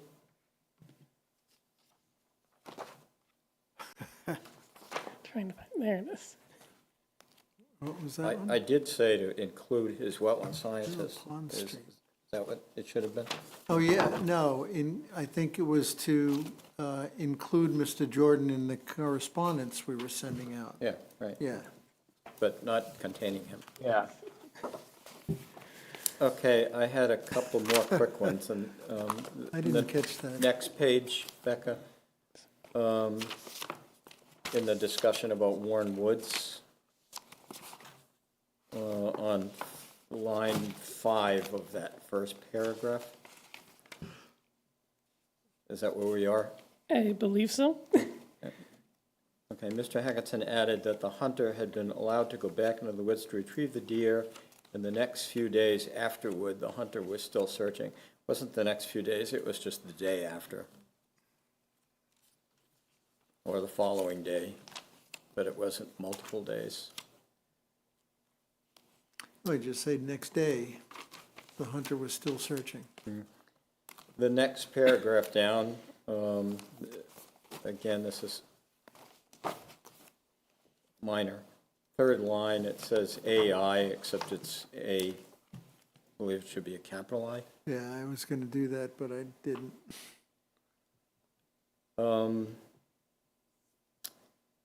And going down about 5 lines after that, it says, Mr. Crouch, no, it was before that. However, the hunter did not have a firearm when searching for the deer in the few days afterwards. Just put the day afterward. Because it was singular. And that's it. That's all I have. To the commission, I'll scroll back up because we passed over Jean's corrections, which I think this is page 3, removing some language on this line here and correcting it so that it reads, Mr. Crouch stated that the channel that the commission observed on January 10th did have water in it, despite not getting any rain between then and now. Yeah, I think my main comment was that it had water in it, but we didn't have see flow in it that day, but it did have water puddled in it in places. Should Skinner Catrone be hyphen? It's not, she does not hyphenate that name. Okay. So first name Skinner? No. Is this yours, Greg, or is this mine? It's yours. I think that was all the comments. But there was one other place I deleted some stuff. Was it further down? 247. Oh, there it is.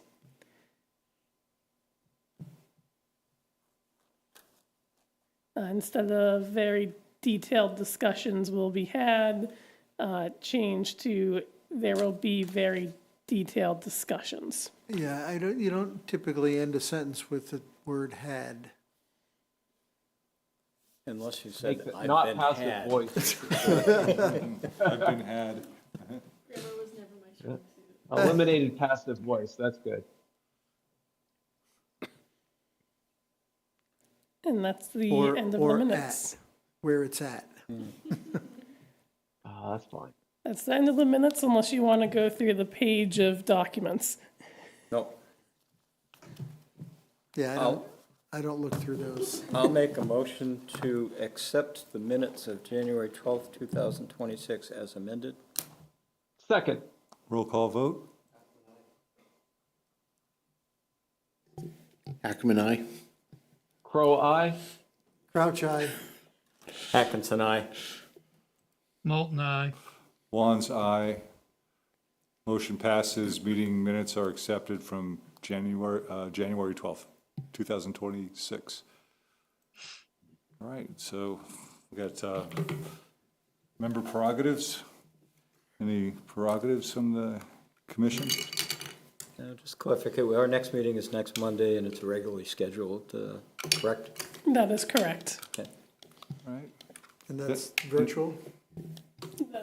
Yes, the next meeting is virtual. Yeah. Anyone from the audience like to make a comment? I did not see any hands raised. All right, Okay, do I motion to hear adjourn. Second, roll call vote? Ackerman, aye. Crow, aye. Crouch, aye. Atkinson, aye. Molten eye. Wands, aye. Meeting is adjourned. Thank you, everyone. Thanks, everybody. All right. Thank take care. you. Sorry I couldn't be there in person.